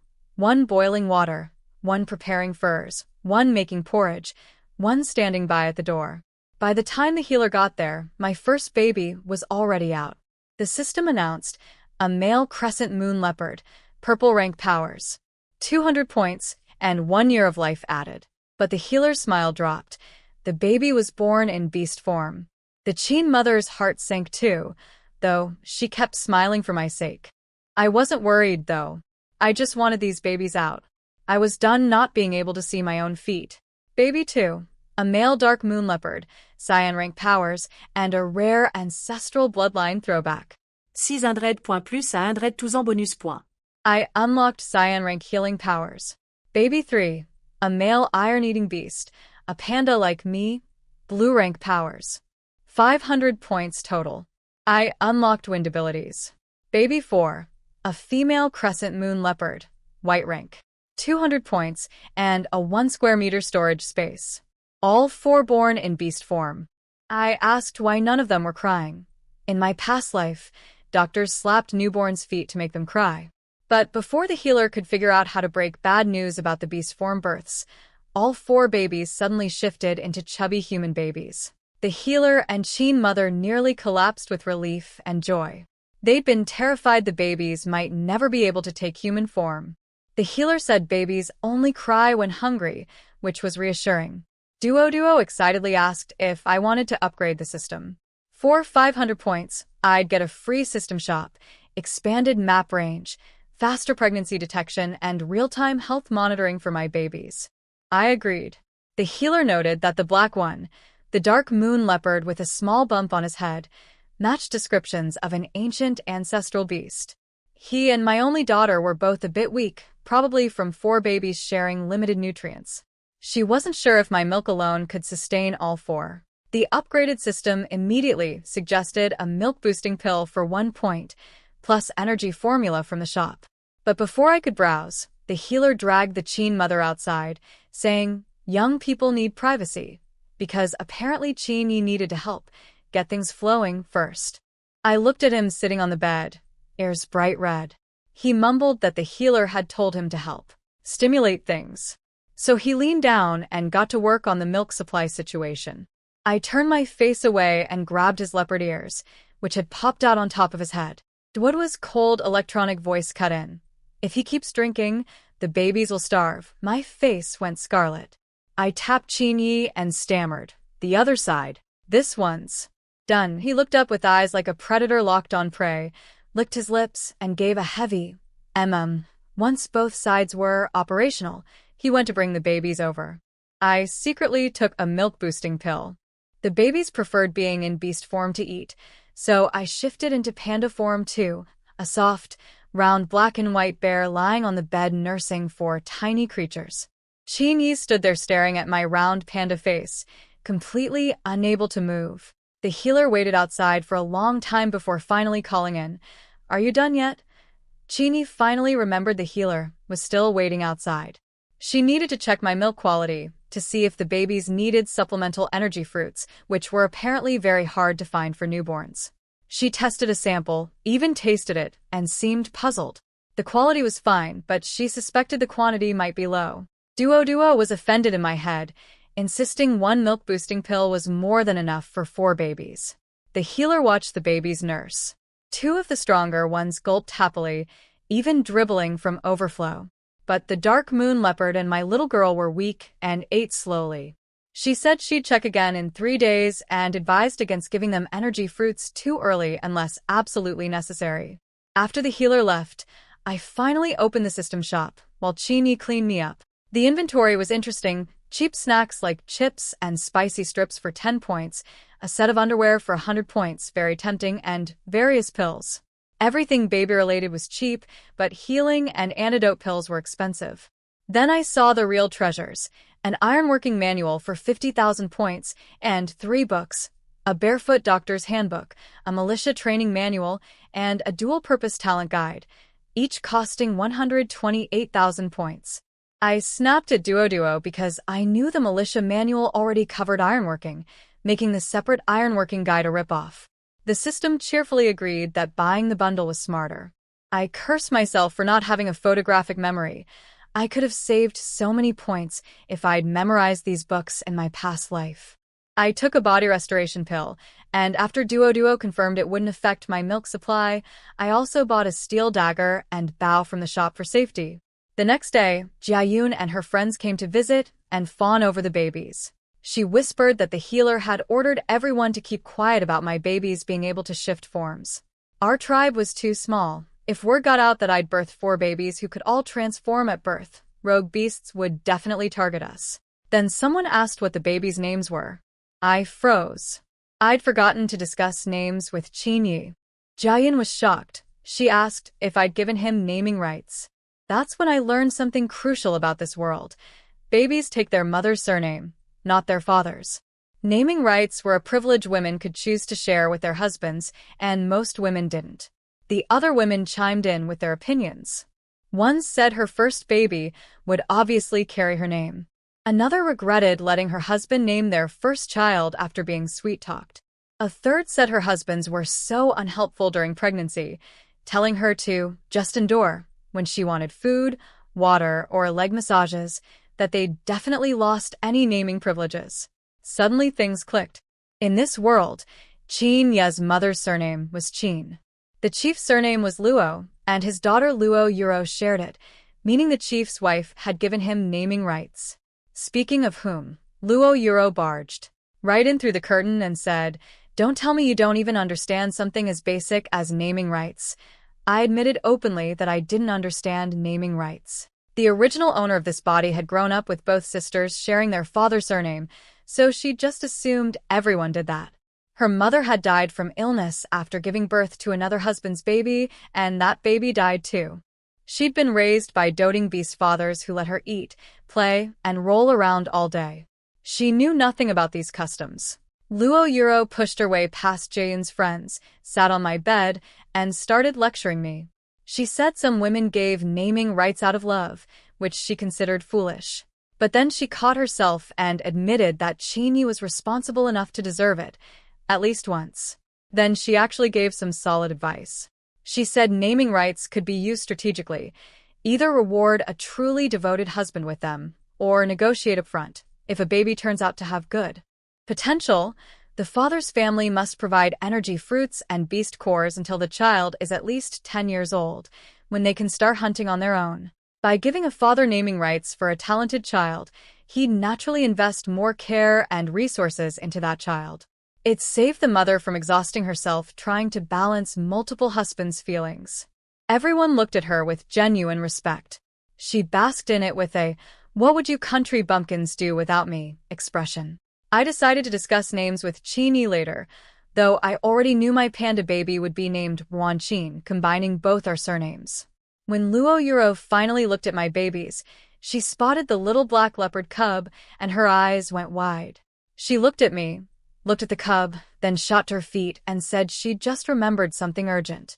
On her way out, she turned back and warned everyone not to tell anyone about my 4 babies all being able to shift forms. Jiayan rolled her eyes after she left. "We're not stupid. If you're in danger, we all are. Rogue beasts never just take one woman." I asked the women about postpartum recovery customs and was shocked to learn they didn't do anything like sitting the month. The Chinese tradition of resting for a month after birth with no cold water, no wind exposure, and a special diet. They had no idea what I was talking about. I explained that skipping it could cause early aging and health problems later. Jiayan's eyes went wide. She asked if that was why iron-eating beast women looked young and lived longer. Duo chimed in privately, telling me I didn't actually need to observe the tradition because the body restoration pill had already done everything a month of recovery would accomplish. A health pill on top of that would seal the deal. Then I asked whether Chinyi and I could get together during this period without getting pregnant again. The system cheerfully said if I got pregnant, I could just have more babies. The health pill would keep my body strong as an ox. I thought about it, but said nothing. Jiayan asked permission to tell the healer about the postpartum recovery concept, since many women in the tribe aged quickly and got sick in old age. I happily agreed. After everyone left, I took health pills, stocked up on more from the shop, and asked if my babies could take them too. Duo said to wait until they were a year old, but if I took extra pills myself, the babies would absorb some benefits through nursing. I picked up my little dark moon leopard and examined him closely. His eyes weren't open yet, but I could feel a tiny bump above his brow, where Chinyi told me a red gemstone would eventually grow, formed from energy stored since birth. Looking at all 4 babies in their adorable animal forms, my heart nearly melted. Then I asked Duo, "Does the painless delivery pill make babies come out in beast form every time?" Duo explained that the painless delivery pill worked by triggering babies to shift into smaller beast forms, making birth easier. I got excited. Did that mean all my babies would seem high talent since they were born in beast form? The system practically did a backflip, rolling its eyes. It said that if I had babies with a weak, low-ranked husband, the pill wouldn't help. Those babies might get stuck in beast form forever and never turn human. Talent still depended on the father's bloodline. I was happily playing with my cubs, poking their little paws, pressing down their tails to watch them squirm, flipping them onto their backs so they couldn't roll over, when Duo interrupted. It told me there was drama outside. The sacred female had taken an interest in my husband. My smile vanished instantly. I popped a skin-brightening pill and a beauty pill, furious at myself for not taking them right after giving birth. Then I yelled at Duo for not warning me sooner. It shot back, "Didn't you say you wanted to rest and avoid the wind?" I called that nonsense since it had already told me the restoration pill made recovery instant. Duo went silent, smart enough to know when to disappear. I got dressed in the outfit Chinyi had custom-made for me, a fitted black leather vest, khaki skirt, and black leather boots, dropped the babies off with the Chin mother, and used my new wind powers to sprint to the tribe entrance. The sacred female was tall, muscular, dark-skinned, and radiating arrogance. She was looking down at Chinyi, demanding he escort her to Beast City. "Don't you know a sacred female's requests cannot be refused?" Chinyi stared at her coldly. "My partner is nursing. I'm her only husband. I'm not leaving her," she shrugged. "Just find her another partner." I walked through the crowd, called out sweetly, "Chinyi," and threw myself into his arms. He couldn't help smiling, his sharp eyes going soft. He scooped me up with one arm and started carrying me home, asking why I'd come out when I was supposed to be avoiding the wind. "Stop," the sacred female screamed, face twisted with rage. "Being chosen by me is an honor. Do you even know what a sacred female is?" Chinyi paused and slowly turned his head. His ruby-red eyes were filled with killing intent. The chief came running, all smiles, begging her to forgive the ignorance of their country warriors. He barked at Chinyi to go home and stop being rude. But the sacred female wouldn't let it go. She screamed at the chief, "Get out of my way," and who gave him permission to leave, calling everyone blind and deaf. The chief kept his painful smile, trying to explain that Chinyi's wife needed him. She sneered, "His woman is nothing." She ordered Chinyi to kneel. I tried to jump down from his arms, but he pulled me behind him and slowly lowered himself to one knee, head bowed. My fists were shaking. She glanced around the crowd and pointed at one of her own guards, a man missing an arm, and announced she'd gift him to me as a replacement husband. Same yellow rank. Fair trade in her mind. "I'm taking your husband and giving you an equal one. That's good enough, right?" I let her have it. "Are you insane? Did your brain not develop? Did your cerebellum run off tangled in the umbilical cord? If something's wrong with your head, go see a healer. Do I look like your mother? Because I'm certainly not going to coddle you." I asked Duo her rank. "Orange. Extremely powerful." "Great." Everyone around me gasped. They'd never heard insults like that before. The sacred female laughed it off, saying she'd be generous since I was a woman. Then she pointed at Chinyi and gave him 3 days. Either he escorts her to Beast City, or when she arrives, she'll bring destruction down on the entire tribe. That's when Luo Yuro marched up. She pointed right at the sacred female and unleashed. "What? You've never seen a man before? Why are you drooling over someone else's husband? They saved your life, and this is how you repay them, trying to steal a married man? You don't deserve to be called a sacred female. You're a disgrace to all women." The sacred female hurled a blast of fire. The chief threw himself in front of his daughter. His left shoulder and back were instantly covered in severe burns. I rushed forward and pressed my hands against his wounds. Cyan blue healing light poured from my palms. Even the sacred female's own guard captain stared at me with wide eyes. The sacred female's eyes flickered with jealousy and malice when she saw my healing powers. Meanwhile, I was drenched in sweat trying to heal the chief's massive burns. I had no training with my abilities. I was running on pure instinct, wasting energy by healing unevenly. One patch would be fixed while another was only surface level, forcing me to go back over the same area. It took everything I had, but I eventually healed him completely. The tribe was buzzing. Nobody had seen me use powers before, and healing abilities were apparently rare, usually only found in large tribes' healers. Some figured out that's why Qin had recovered so fast from his injuries. But the chief showed no relief. He was more worried than ever. The sacred female strutted up to him and made her threats crystal clear. No assassinations, no escape attempts, no resistance, or the entire tribe would suffer. He bowed and agreed. Then she walked off to the fanciest cave they'd prepared for her. A red-haired guard from her escort passed me quietly and whispered that his captain wanted me to stay safe and keep a low profile. I didn't fully understand what he meant, but if it was genuine, I'd remember the kindness. Back home, Qin apologized again. I told him to stop. None of this was his fault. He changed the subject by offering to make my favorite sweet and sour pork. I smiled and nodded. Neither of us brought up the sacred female again, but we both knew this wasn't going away. I distracted myself by playing with the babies, tricking them into shifting to human form by telling them they could roll over more easily that way. The little things actually believed me, turned into human babies, and then couldn't roll over because their bones weren't developed enough yet. Their faces turned red from effort before they gave up, shifted back to beast form, and lay there panting with their tiny mouths open. Then Luo Yuro showed up with red eyes. Qin tactfully took the babies to another room. She started to apologize, tears already falling. I sighed and told her to stop. Everyone kept apologizing to me for things that weren't their fault. She'd been devastated watching her father get humiliated in his own tribe, unable to protect his people or even me, someone she'd started thinking of as a friend. But when she noticed I seemed completely calm, she got suspicious and asked nervously if Qin and I were planning to go after the sacred female. I asked what would happen if we did. Her face filled with dread, and she said she couldn't let me do that. I asked calmly why everyone was so afraid of sacred females. She stared at me in disbelief. You don't even know what a sacred female is. I admitted I didn't. She explained. To become a sacred female, a woman had to test at high fertility or above, then demonstrate powers at green rank or higher, then safely give birth to at least 2 litters or 6 babies within 3 years. Only then could she become a preliminary sacred female, with further tests after that.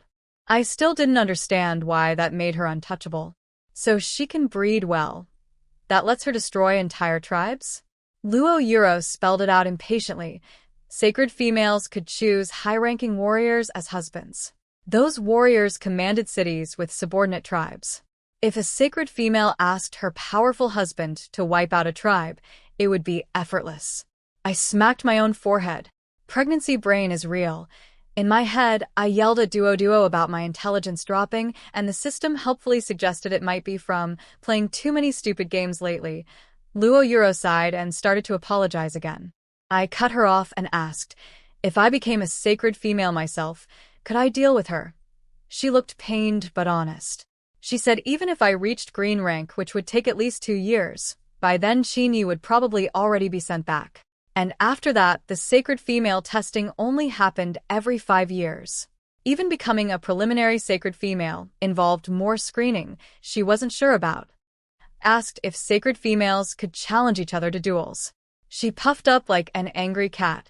Who says I don't know? Luo Yuro sat there thinking for so long about whether sacred females could duel that I nearly fell asleep. Finally, she clapped her hands. She remembered hearing about 2 sacred females who'd fought over a man. She told me to ask the Deer tribe people for details since one of those dueling sacred females had been from their tribe. Then she got serious. If I ever did challenge the sacred female, I'd need to deal with her husband's territories too. I nodded. I understood the principle of pulling weeds out by the roots. She looked confused at my phrasing, so I simplified it and she enthusiastically agreed. Before leaving, she sat back down, worried about Qin. She said he had a quiet temper, but once he snapped, there was no controlling him. She asked me to make sure he didn't kill the sacred female and bring disaster on everyone. I rolled my eyes. He's my husband. I don't need you telling me to look after him. Now go home. After she left, I called Chini back in. Instead of talking strategy, I just knelt on the fur blanket and asked him to hold me. He laughed and said people would think he'd adopted another baby girl. I pouted. Are you going to hold me or not? He opened his arms wide. Of course. Who else would I hold? That night, I was especially passionate with him. Between feedings for the babies, I kept pulling him back to bed. At dawn, after the last feeding, I secretly took a multi-birth pill and asked Duo if my next pregnancy could reward me with another power upgrade. The system said rewards weren't in its control, but it could submit a request on my behalf. For the next 2 days, Chini stayed by my side constantly, cooking, watching me play with the babies. I noticed through my system's monitoring that he'd been having private conversations with Chinyu, who would then rush off somewhere after checking that no one was watching. They were planning something. The night before his departure, I held his face and told him, "Don't do anything stupid. Take care of yourself. I know you might suffer, but wait for me. I promise I'll come to B City and bring you home. I'll make her pay." He apologized for not finding me a second husband sooner. I told him to stop. I was the one who'd refused. Then I gave him the naming rights for our 2 leopard sons. Do you like Qinming and Qining? I picked them based on their fur colors. They'll all be waiting for their father to come home. I made sure he had the steel dagger I'd bought from the system shop. Don't use what I gave you unless absolutely necessary. And don't do anything foolish, unless you can do it cleanly. His smile widened. Don't worry. The next morning, I went to see him off. The sacred female rode on Chinya's back in his leopard form, sneering at me. She taunted that she loved stealing loyal husbands because watching their wives heartbreak was the funniest part. I didn't dignify her with a response. Compete with her? No. When I don't like someone, I don't compete, I eliminate. The chief kept up his obsequious act perfectly. Song Xian, Wenjuja, and the other visiting warriors departed with the escort. At the last moment, both Song Xian and Wenjuja looked back at me. I stood there smiling, calm and composed, as if nothing had been taken from me. Song Xian turned forward and glanced at the sacred female riding Qinyi. He thought to himself that chasing a woman like that seemed like a lifetime without any hope of happiness. The sacred female looked back at me and smirked. I understood then. We both saw through each other's calculations. She knew she'd angered an entire tribe. She did it anyway. Maybe her ambitions were bigger than just stealing one husband. If a tribe got destroyed, its people would probably be sold as slaves. There had to be profits I couldn't see yet. If Duo hadn't physically stopped me, I would have mixed up sulfur, saltpeter, and charcoal right then and there. Let these people experience the warmth of modern chemistry. But fine. No ruse. We'd see who was truly more cunning in the end. I'd barely gotten home when Jayan showed up with her big pregnant belly. She looked at me with worried eyes and asked if I was planning to chase after the escort group. I was surprised. Was I that obvious? She said only people who truly knew me would guess, but she begged me not to go.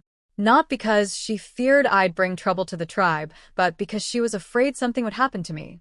I reassured her I wouldn't leave, but I shared my real worry. What if the sacred female told the rogue beasts about my healing powers? A healer was incredibly rare and valuable. If rogues found out, they'd come for me. Jiayun turned pale. She couldn't believe a woman would be that cruel to another woman for no reason. But I'd already run through every possible scenario in my head since discovering how rare healing abilities were. This felt like the most likely threat. Chini had been too quiet those last few days. I knew he'd made arrangements, but he wouldn't tell me what. He only said, the fewer people who know, the fewer get dragged down if things go wrong. No matter how much I insisted I wasn't afraid, he wouldn't share his plan. After Jiayun left, the Qin mother asked me to stay with her for her delivery, which was due any day. She gave birth to a big, healthy boy who shifted into a golden leopard cub on his second day. The system rewarded me 10 points and 5 sets of seamless underwear for helping another woman produce a ranked baby. Not much in points, but the underwear was a nice bonus. While everyone was focused on the new baby, I quietly packed my things and asked Duo if my babies could fit in my 1 square meter storage space. The system got serious and tried to talk me out of chasing Qinyi, saying I wasn't strong enough to protect myself and would only cause problems. I reminded it that I'd come from a national war battlefield. Don't underestimate me. Duo sighed and told me to take the back mountain route. It was safer, and apparently Qin Yi had left something there for me. I was shocked. Did Qin Yi know about the system? Duo clarified that it could only bond with one host. It had simply used its own wider map range to see what Qin Yi had arranged. I pulled up my map, but couldn't see what Duo was talking about. Turns out the system's own detection range was broader than mine. Upgrading mine would cost 100,000 points I didn't have. As I headed toward the back mountain, my map showed a gray rank beast man waiting at the exit. Gray rank was above anything in the cheetah tribe. Our strongest was only orange. I stopped and started to turn back, but the gray rank figure suddenly moved.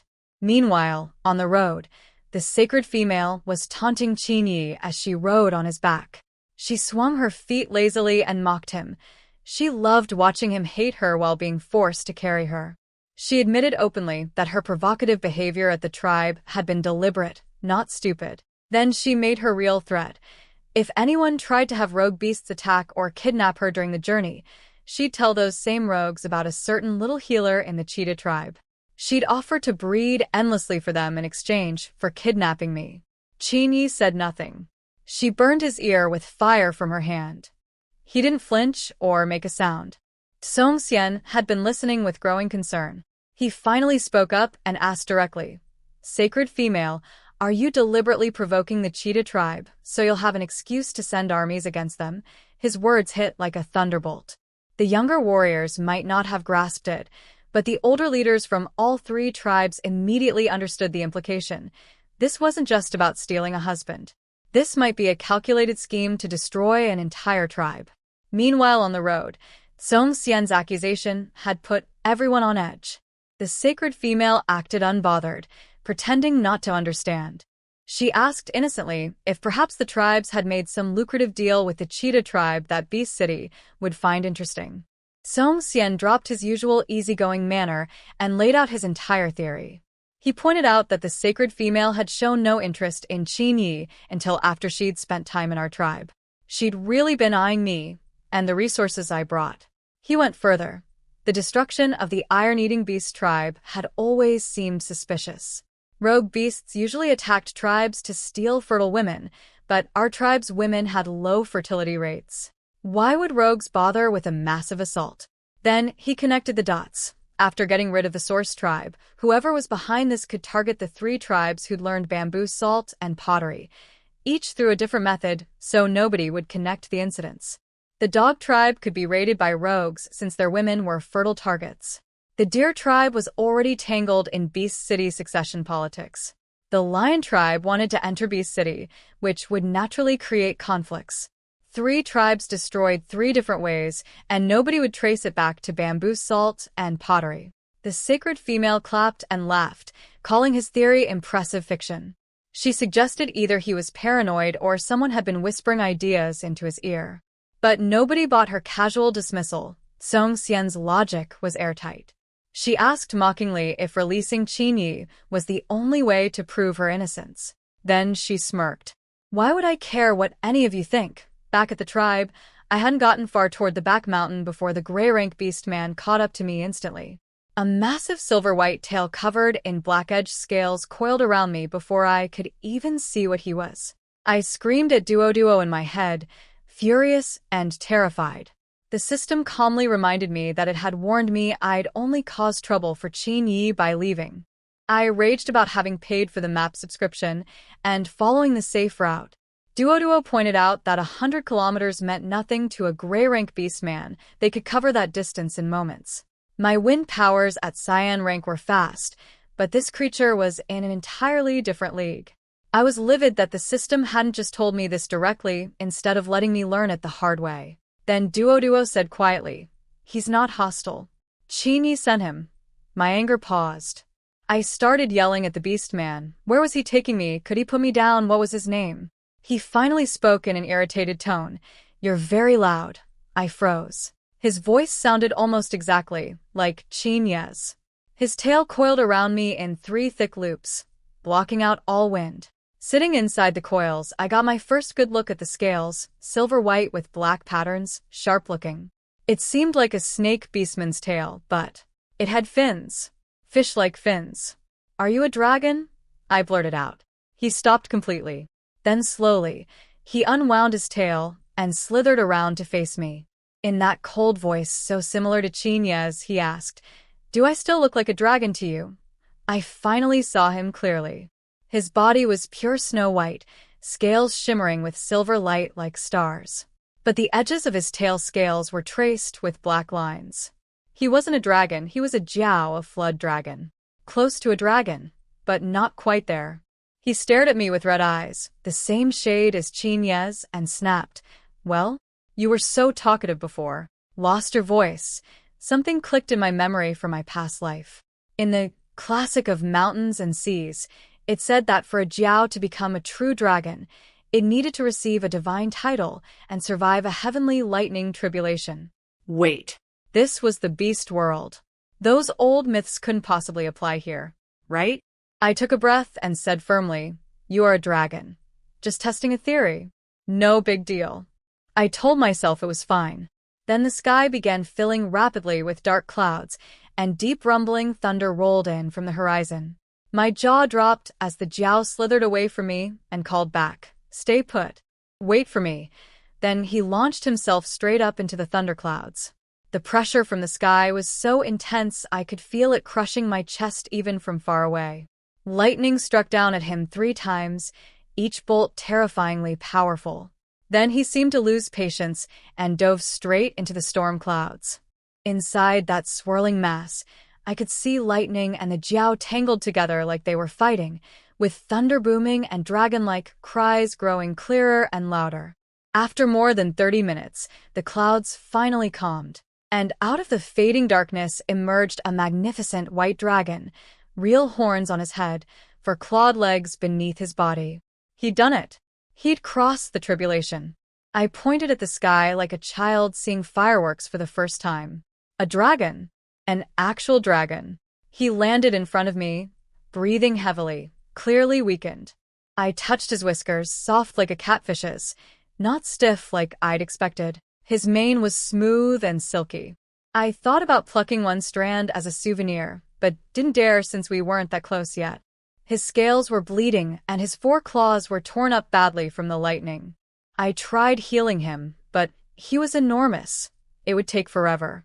I suggested he shift to human form, so I could work faster. He glanced at me dismissively and said his wounds would heal on their own. Then he told me to grab his mane and climb onto his back. I looked at his 3-meter-high back and shook my head. I physically cannot do that. He clicked his tongue impatiently and used his tail to deposit me up there. "Hold on tight." I grabbed fistfuls of his mane and asked sweetly if it hurt. He scoffed. "Worry about yourself. I fly fast." The moment we were airborne, I was ecstatic. I told Duo excitedly that I was riding a dragon. The system rolled its eyes and reminded me I'd just been screaming about being led to my death. I told it to stop ruining the moment. I peppered the dragon with questions. Were there many dragons? What colors? Did they marry outside their species? He cut me off coldly. "The cold wind still hasn't calmed you down?" I grumbled that I only liked talking to him because his voice sounded like Chinya's. Meanwhile, the sacred female had been burning Chinya's neck with her fire, mocking him for getting Tsong Xian to speak up on his behalf. Then rustling sounds came from the tall grass all around them. The guard formation shifted. Bird-type guards flew up to scout, but immediately crashed back down. The 3 visiting tribes' warriors took defensive positions, but pointedly didn't protect the sacred female. She screamed as she felt something wrong. Qin Yi collapsed to the ground at the same time. The 3 tribes formed a tight circle facing outward. The sacred female kicked at Qin Yi weakly, her eyelids heavy. "You're faking." "Get up." Qin Yi had used the sleeping powder I'd given him. Since my system was designed around childbirth, it didn't sell poisons. The strongest harmful item was a powerful, side-effect-free sleep powder. I'd given him 5,000 points worth of the stuff. The sacred female desperately burned her own arm trying to stay awake. With her last breath, she shouted to the approaching rogue beasts. The cheetah tribe. Has a high rank. Healing female. Then she collapsed. The wind carried the powder everywhere. Warriors from all groups dropped like flies. Even many of the approaching rogue beasts fell asleep.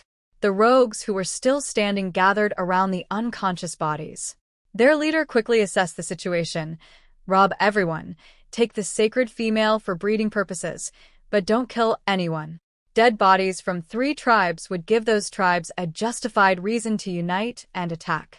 Unconscious bodies meant the blame would fall on the guards and escort party. They might even be enslaved for failing their duty, and some strong warriors might defect to the rogues rather than accept slavery. But one rogue mentioned that the sacred female had shouted something about the cheetah tribe having a healer. Right then, the dragon carrying me appeared overhead. I was shivering from the wind, but the moment I looked down and saw Qinyi, his leopard ears and back fur burned black, skin charred, I clenched my teeth through the trembling and asked the dragon to fly lower. He did without hesitation. The rogue beast spotted us and tensed up, except their leader, who just narrowed his eyes and asked the dragon casually, "What took you so long?" The dragon landed and chatted briefly with the rogue beast leader. Turns out his rank up to red had taken a bit longer than expected. The rogue leader congratulated him on becoming a dragon, and the dragon responded with his usual one-word answers. I felt oddly comforted knowing he was cold to everyone, not just me. I whispered to the dragon to distract everyone so I could act. He ignored me. The rogue leader was finalizing their deal. They'd take the sacred female, and the dragon could keep the valuables. I pulled out my bow from storage, knocked an arrow, and aimed at the sacred female lying unconscious on the ground. I even licked my thumb to check the wind, a habit from my past life. The rogue leader laughed, thinking I was some cute little woman playing soldier. Nobody took me seriously because a bone or stone arrow couldn't possibly kill at that distance. The dragon released his red rank pressure at the exact moment I fired. One shot. The sacred female let out a feeble whimper and went still. Everyone was stunned. No ordinary arrow could do that at this range, but mine was a steel arrow from the system shop. Even the dragon raised an eyebrow. Your archery is actually decent. Unlike your pointless chatter. The rogue leader was furious. They'd agreed the sacred female was his. The dragon replied lazily, "I didn't stop you from taking her." When pressed on why she was killed, he said simply, "She wanted to kill, and she had the ability. So she died first." Simple. The rogue leader took a breath, held back his men, and demanded all the unconscious people's belongings instead. The dragon glanced at them and flew away without argument. I screamed that Qinyi was still down there injured. The dragon told me the rogues wouldn't kill them. Unconscious captives were more useful alive. Killing warriors from 3 tribes would unite those tribes against the rogues. And Qinyi's burns were actually useful right now. They'd serve as evidence later. He could be healed when he got home. Then he added quietly, "How do I know the rogues won't kill them? Because I'm a rogue beast too." His voice rumbled through his body as he asked, "Scared?" I blurted out, "Yes." Terrified, he flew even higher. "Hey, what are you doing?" I clung to his mane, face buried in it, and whined. "When you asked if I was scared, you paused too long. I thought you were asking about the height, not about you being a rogue." He seemed satisfied after teasing me and dropped back to a comfortable altitude. I gave him the silent treatment for the rest of the flight. He landed at a cave in a valley and just lay there in a coil without letting me down. I waited, then demanded to be released. "I thought you weren't talking to me," he said. I threatened to pee on him. He muttered, "What a crude little female," but gently set me down with his tail. I glared at him. "If I were actually scared of you, would I be yanking your mane?" "You're ridiculous," he warned me coldly not to push my luck. I pointed at him and said, "Just wait till I get back." Then I marched off to find a bush. When I didn't return for a long time, he finally opened his eyes, hesitated, then flew after me. He found me lying face down in a field of pink and purple flowers, face flushed, completely limp. I must have stumbled into some kind of intoxicating flower patch. "Get up," he snapped. "If I could get up, would I need you to tell me?" I held out my arms like a drunk toddler. "Carry me." He scooped me up with his tail, and when he loosened his grip, I grabbed a handful of flowers and scattered them into his mane. Then I grabbed his chin whiskers and demanded to know why he wouldn't show me his human form. "Wanna see?" he asked. I nodded eagerly. "Yes." He turned around, wrapped me up, and flew toward the cave. No. Chepskate. "I bet you're not even as good-looking as my Chinyi," he chuckled softly. "You think he's good-looking?" I sobered up immediately and smacked his scales. "My husband is the most handsome man alive." "I've never seen anyone better looking." He asked what husband meant. I'd used the modern Chinese word. I explained it meant beast husband. He asked what the wife equivalent was. I said wife in the modern term. He repeated it curiously, and hearing Chinya's voice saying that word made me squirm so hard on his back that I accidentally rolled right off. He didn't have time to catch me with his tail, so he instantly shifted to human form and caught me in his arms. When the dragon caught me in human form, I stared at his face and blurted out, "Chinyi." He frowned. "My name is Long Zhe." But his face was identical to Chinya's. I grabbed his jaw and turned his head every which way, examining him. He said he didn't appreciate being handled like livestock. I checked his neck, no marriage mark. I studied his features more closely and confirmed he wasn't Chinyi, but the resemblance was uncanny. My legs were jelly from those intoxicating flowers. I grabbed his waist for support and told him he smelled amazing. He tried to peel my hands off, saying my tactics were obvious. My hands kept slipping lower, and I accidentally grabbed somewhere I shouldn't have. He snapped at me to watch my hands. I was too flower drunk to care. I called him Chinyi again. He corrected me firmly.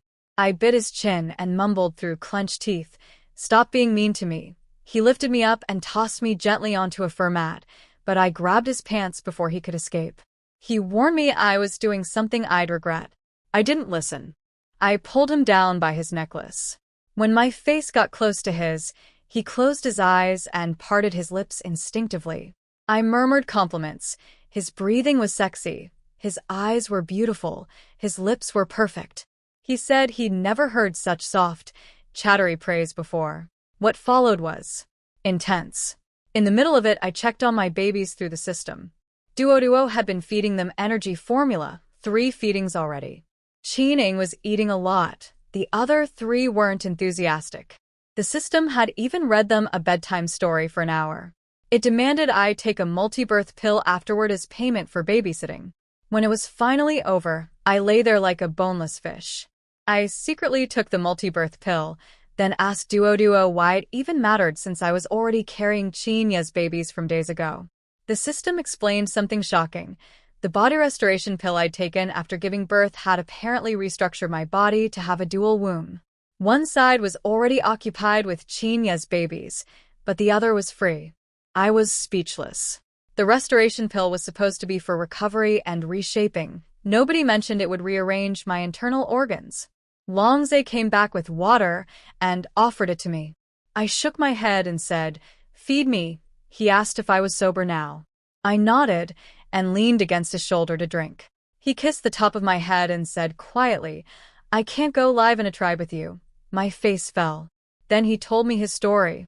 His mother was the twin sister of Chinya's mother, and his father was also Chinya's father. My jaw dropped.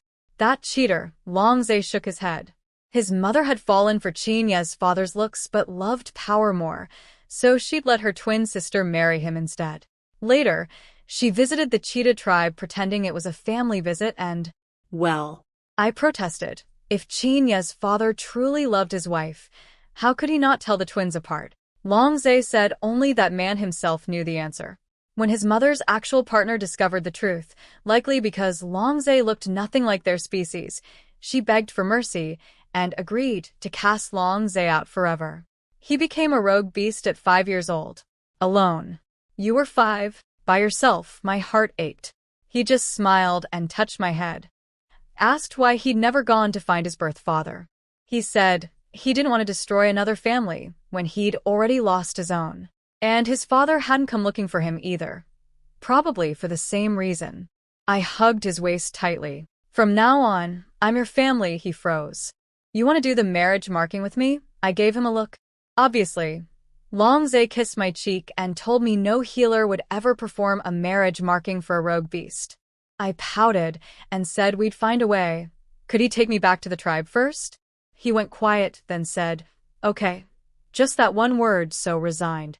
I squeezed his cheeks and told him to speak his mind. If he didn't want me to leave, he should say so, and I'd explain why I needed to go. What I didn't fully understand yet was that Longze had no experience being someone's priority. His own mother had thrown him away at 5 years old, without hesitation. He'd spent his whole life getting stronger, so he'd never have to ask anyone for anything. He wouldn't force me to stay because he'd started to care, and caring meant he could only say, okay. I kissed his lips and explained. I'd been gone a day and night. The tribe would be worried, and it would be best if he came with me. We'd find the healer and get our marriage marks done. He could wear a hood if he didn't want to be seen. He sighed and said, "If that's what you want." I climbed onto his lap, grabbed his face, and kissed him all over. "Let's go." Through the front gate. It didn't go smoothly. The guards at the entrance refused to let Longze in. When I said I'd brought him to get married, a guard tried to explain he was red rank, yes, but more importantly, he was a rogue beast. He had exile marks. I hadn't known what those black patterns on his tail meant. I'd assumed they were just part of his dragon scale design. But exile marks were branded by a healer when someone was cast out of a tribe, a permanent stain telling every tribe this person had been rejected. Only a woman willing to sacrifice her own heart's blood could remove them. And even then, the healer might refuse. I told Longze to wait, fixed his hood, and said if anyone gave him trouble, he shouldn't hold back. The guards all stepped backward nervously. Inside the tribe, I went to the Qin family cave first. The Qin mother started to ask if I was all right, then smelled another man on me. Her lips trembled, but she said nothing and let me go. On my way out, I ran into Qinya's father. I couldn't bring myself to call him father. I just nodded and left. He watched me walk away for a long time before sighing.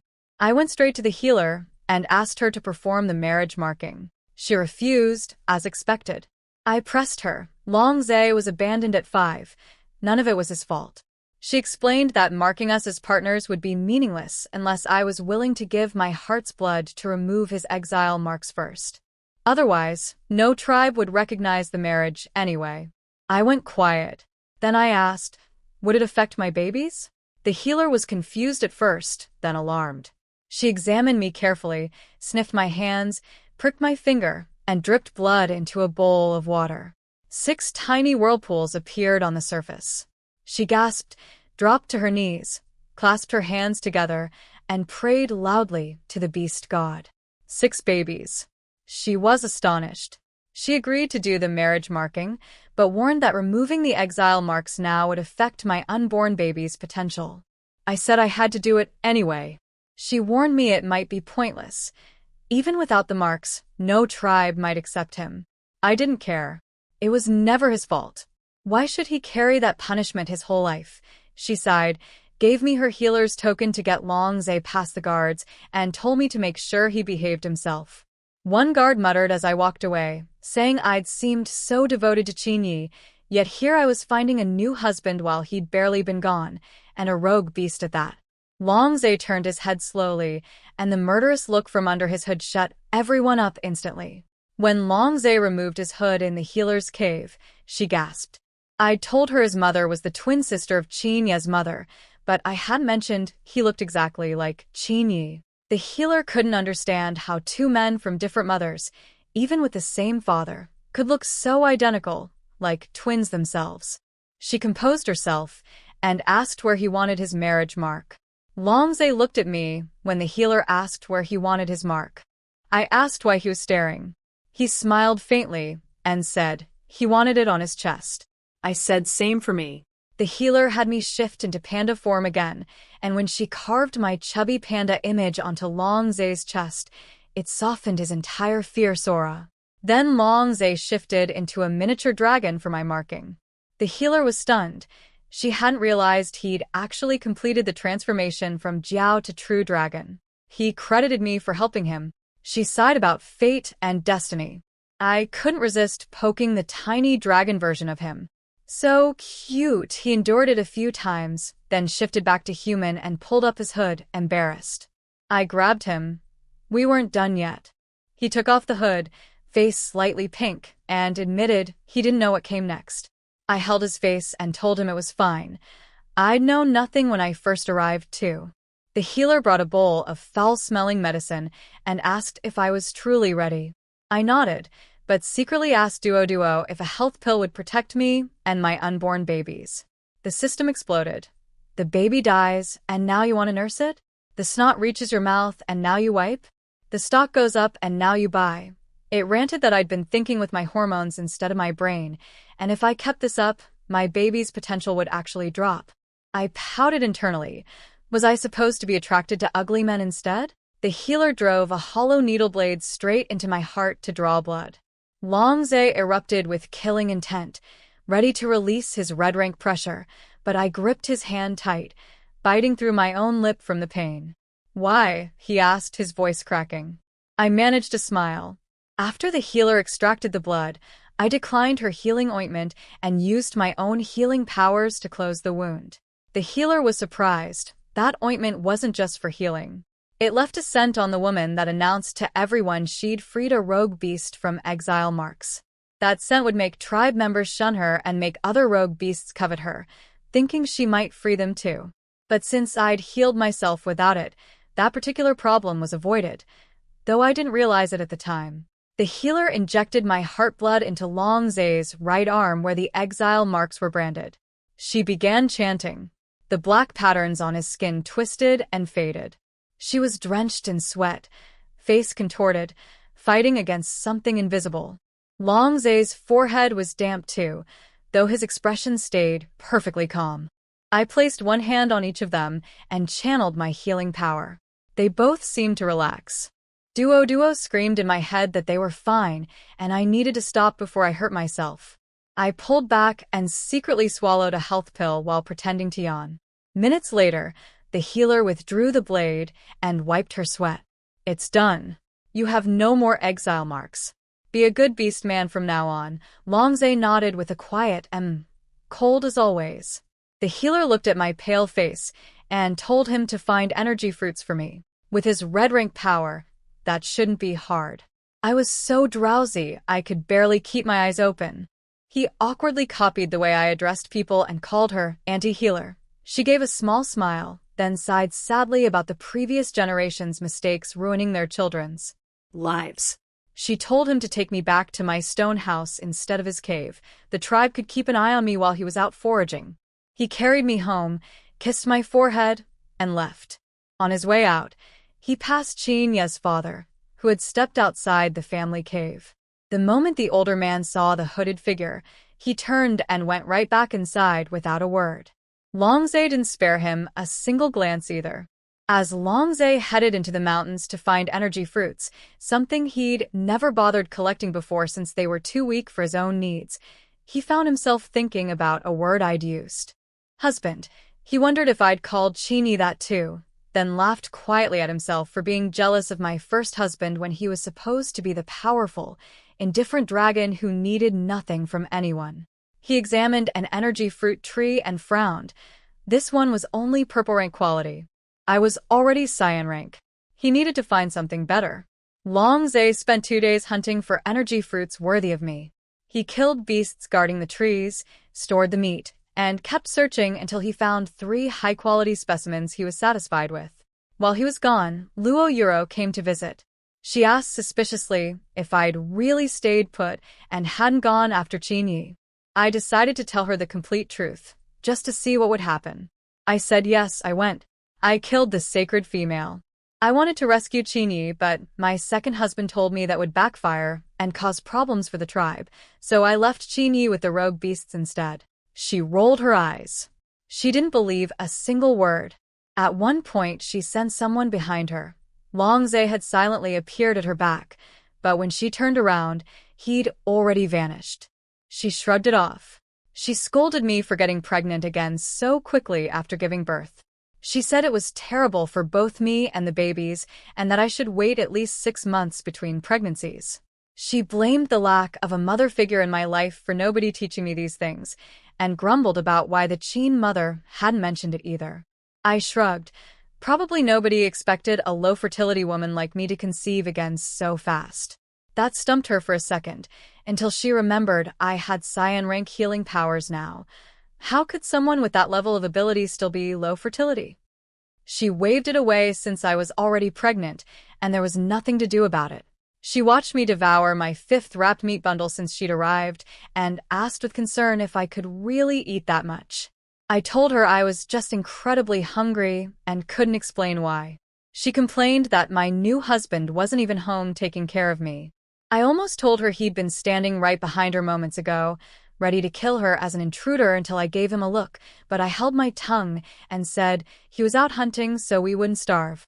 Before leaving, she promised to look into news about Chinyi.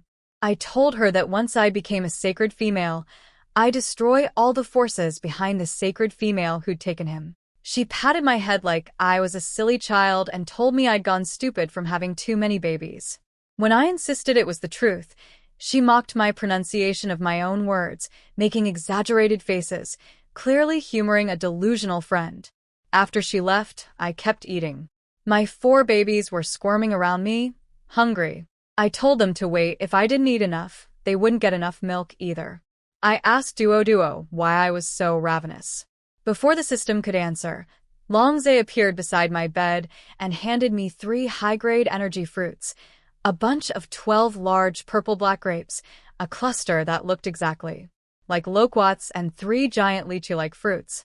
Duo screamed at me to eat the fruits immediately and save the root stems for planting later once my storage space was upgraded. I carefully separated the fruits from the stems, storing everything I could. The grapes tasted amazing, perfectly balanced sweet and sour, like the best giant Kyoho grapes from my past life. I was about to spit out a seed when Duo stopped me. Seeds could potentially grow more plants if I bought special soil from the system shop. I saved every seed. Longze also pulled out over a dozen additional plants with lower energy content. When he offered to find more tomorrow, I told him this was enough for now. He watched me eat until my spirits returned, then quietly put his hood back on and went to cook a proper meal. I handed all the remaining fruits and stems to Duo for preservation in the system's storage. My own space didn't have time freeze capabilities. Keep them fresh, I told the system. And don't you dare sneak any. I ate 4 energy fruits and could barely keep my eyes open. Before passing out, I warned Duo not to use my stored items to impress other systems like some lovesick puppy. The system's first thought was apparently, wait, I can do that, followed quickly by, why would I want to? Longze came back with pan-fried meat, but I was dead asleep. He tried whispering in my ear to wake me up. My hands flailed around blindly, which apparently affected him quite a bit since he was newly experienced in certain areas. I just groaned and rolled over. He tried to take the 2 energy fruits out of my hands before I crushed them. Bad move. I reflexively opened my eyes, shoved both fruits into my mouth, chewed, swallowed, spit the seeds into system storage, and passed right back out. While eating his lonely dinner, Longze suddenly felt something, a bloodline connection. He placed his hand on my belly, trembling slightly. 3 of the babies inside me were his. They responded to his presence, stirring gently. He realized how crucial it was that I'd removed his exile marks. Otherwise, his children would have been born carrying that stigma too. He held me tighter. I grumbled in my sleep, smacked his arm to make him stop moving, adjusted my position, smacked my lips twice, and went right back to deep sleep. He kissed my forehead and watched me all night, unable to sleep. The next morning, he made fancy roasted meat with the seasoning powders Chinyi had taught him to use. The smell didn't wake me. He sat beside me and called my name. Nothing. I was completely unresponsive. He panicked, checked my breathing, steady but deep, scooped me up, and sprinted to the healer without even remembering his hood. The Chin mother happened to be stepping out and saw him carrying me. She called out, Chinyi, but he was gone like the wind. The healer checked my eyes, pulse, and smell, then asked how many energy fruits I'd eaten. Longze wasn't sure. All of them. The healer stared. He counted on his fingers, 19 varieties total. She was horrified but calmed down when he listed the ranks. Purple, blue, and cyan-grade fruits were manageable. Then he added, also 3 green rank ones. The healer's eye twitched from sheer pain at the waste. She said I should be fine as long as I hadn't eaten everything. Otherwise, my blood vessels would have burst. Longze explained that I'd eaten some, stored the rest, then panic-eaten 2 more when he tried to take them from my sleeping hands. She diagnosed it as energy overload. My body had shut down to process the excess. The babies would absorb some of it too. Longze asked how long it would take for 3 babies to help absorb enough energy for me to wake up. The healer froze. 3? He admitted shyly that he and I had been together 4 days ago, and being red rank, he could already sense 3 bloodline connections in my belly. The healer's mind was racing. She realized I likely had a rare dual womb mutation, which would explain why my initial fertility had tested so low. A dual womb developed more slowly than a normal one. She assured Longze I'd wake up naturally and sent us home. He borrowed a hooded cloak and carried me back to the stone house. Meanwhile, the Qin mother was confused. She'd seen Qin Yi carrying me that morning, but then someone ran up shouting that Qin Yi had just arrived at the tribe entrance, badly injured, and needed someone to come get him. She was baffled. Had she been seeing things? She quickly sent Qin Ye's father to collect him and to let me know he was back. The father's brow furrowed deeply. He hesitated for a long moment before quietly agreeing. While I was unconscious from the energy fruit overdose, a lot happened. Qin Ye's father came to my stone house to tell me Qin Yi was back, but Longze answered through the curtain. I was in an energy-induced coma. The moment the older man heard that voice, identical to his son's, he pressed his lips together and walked away without a word.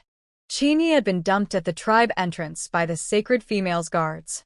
Besides the burns I'd already seen, he now had severe whipping marks too. The guards didn't even help him inside. They went straight to find the chief. His father carried him back to the family cave. The Qin mother was upset that I hadn't come, but when she heard I was unconscious, she swallowed her frustration. Qin Yu came back with information he'd gathered. He repeated Song Xian's theory about the sacred female's true plan, enslaving 4 tribes worth of people to mass-produce bamboo salt for profit. The Qin mother was shocked. Then Qin Yu explained the real problem. Everyone had been knocked unconscious by some unknown substance. Rogue beasts had appeared, and the sacred female had been killed. The guards suspected the 4 tribes' warriors were responsible. The murder weapon's material resembled Qin Ye's dagger, and they argued that rogue beasts had no reason to kill a sacred female. They'd want her alive for breeding, not dead. So it had to be a revenge killing. Qin Ye's father saw through it immediately. If the rogues truly robbed everyone of everything, how was the murder weapon conveniently left behind? And why would Qin Ye's dagger still be at the scene? It was an obvious frame job. The guards were probably trying to enslave all 4 tribes to cover their own failure to protect the sacred female. Qin Yu's eyes lit up, and he rushed off to tell the chief this crucial point. Longze had been listening to everything from inside my stone house. He smiled bitterly to himself. His father was so clever. Could this man really not have recognized which twin he'd been with? Could he really not have known, when a 7-year-old boy appeared near the cheetah tribe, that it was his own son? His dark thoughts were interrupted when I woke up and called his name softly. He was at my bedside in an instant using his red rank wind powers. I told him I'd slept wonderfully and felt fine. He held me tight and told me I'd been unconscious for almost a full day and night, and that some women had died from eating too many energy fruits. He blamed himself for not asking how many were safe to eat. I bit his chest because he was squeezing me too hard to breathe. He immediately loosened up and gently wiped my lips, asking if my teeth hurt from biting his muscles. I glared at him. Then he told me Qin Yi was back. My eyes lit up immediately. Asked where he was, and said I needed to go heal his injuries. I checked on my 4 babies, all sleeping deeply. Duo explained they were basically drunk on the excess energy they'd absorbed from my milk, which had actually helped prevent me from staying in the coma even longer. Plus the 6 new babies in my belly had absorbed a lot too. I told Longze to stay and watch the cubs while I went to get Qin Yi. He hesitated for a moment, then nodded. At the Chin family cave, the Chin mother greeted me with a polite but cool smile. I didn't dwell on it and went straight to Chin Ye's room. His injuries were extensive and clearly worse than what he'd had when I last saw him at the rogue beast scene. He'd been tortured after I left. I walked back out and asked directly, "What happened to the new wounds on Chin Ye's chest and back?" Chin Yu's jaw dropped. He stammered, "How? How did you know about those?" I asked Chin Yu whether the new wounds on Chin Yu were from the rogue beasts or the guards. He pulled me into Chin Ye's room and whispered urgently, "Had I gone after my husband that day I disappeared?" I sat beside Chin Yi, healing him with my powers, and said plainly, "Yes. I shot and killed the sacred female." Chin Yu nearly had a heart attack. He clamped his hand over my mouth and hissed that I must never say that. If anyone asked, I'd simply gone out and found a high-rank husband to marry. He quickly filled me in. Song Xian had disappeared, and everyone suspected he was the killer. The rogue beasts were probably planning to pin it on him. He asked who had seen my weapons. Only the rogue beasts and Long Zhe. He figured out that my second husband was Long Zhe. He'd actually been the first person Long Zhe met near the tribe years ago and had mistaken him for Chin Yi because they looked identical. Chin Yi woke up just as someone came to summon me to the chief's cave. He grabbed my hand and whispered, "Don't admit to anything." I kissed his forehead and told him to go home. The babies were waiting. On his way back to the stone house, Chin Ye's father mentioned I'd taken a second husband. The Chin mother sighed and said it was fine. At least I had help now. Chin Yi confirmed he'd actually arranged it himself because I was pregnant again and he'd feared he might not return. He was visibly unhappy that his family seemed to have opinions about me. In his mind, I'd risked my life to chase after him despite being only cyan rank against an orange rank sacred female. Nobody had the right to judge me. When Chin Yi entered the stone house and saw Long Zhe, a man with his exact face, standing in his home, he felt a pang. But he also thought, if she chose someone who looks just like me, doesn't that prove she really loves my face? Then he noticed Long Zhe's arm. The exile marks were gone. His eyes turned blood red with fury. How could you let her do that? Heart blood damages the foundation. He grabbed Long Zhe's throat. Long Zhe didn't resist at all. Chin Yu pulled them apart. Long Zhe said quietly, "She didn't discuss it with me beforehand." Chin Yi calmed down. What's done was done. His real worry now was me, alone with the guards. He wrapped up the babies and headed out, saying he needed to prove his fragile little wife couldn't possibly have had time to go anywhere. At the chief's cave, the guards were questioning me as someone with clear motive against the sacred female. I went on the offensive. I pointed out that they'd whipped my husband without evidence and accused Song Xian without proof. Then I flipped their logic. How did a weapon that fine end up on a warrior from a tribe that's never seen anything better than bone knives? Doesn't that seem planted? You say the rogue beast stole everything. So how is the murder weapon conveniently left behind? When they try to catch me by asking how I knew the dagger could cut through bone, I shrugged. I also know the arrow that killed the sacred female was the same material. And if you're going to frame someone, at least do it properly. My husband is awake now. He says the sacred female's wound came from directly above. Song Xian is a lion beast man. How exactly does a lion get above someone to shoot downward? I turned to the chief and laid out my real proposal. The 4 tribes should unite. Song Xian's theory was probably right. The forces behind the sacred female had access to massive bamboo resources and wanted to destroy all 4 tribes one by one, enslave everyone, and turn us into their money-making machines.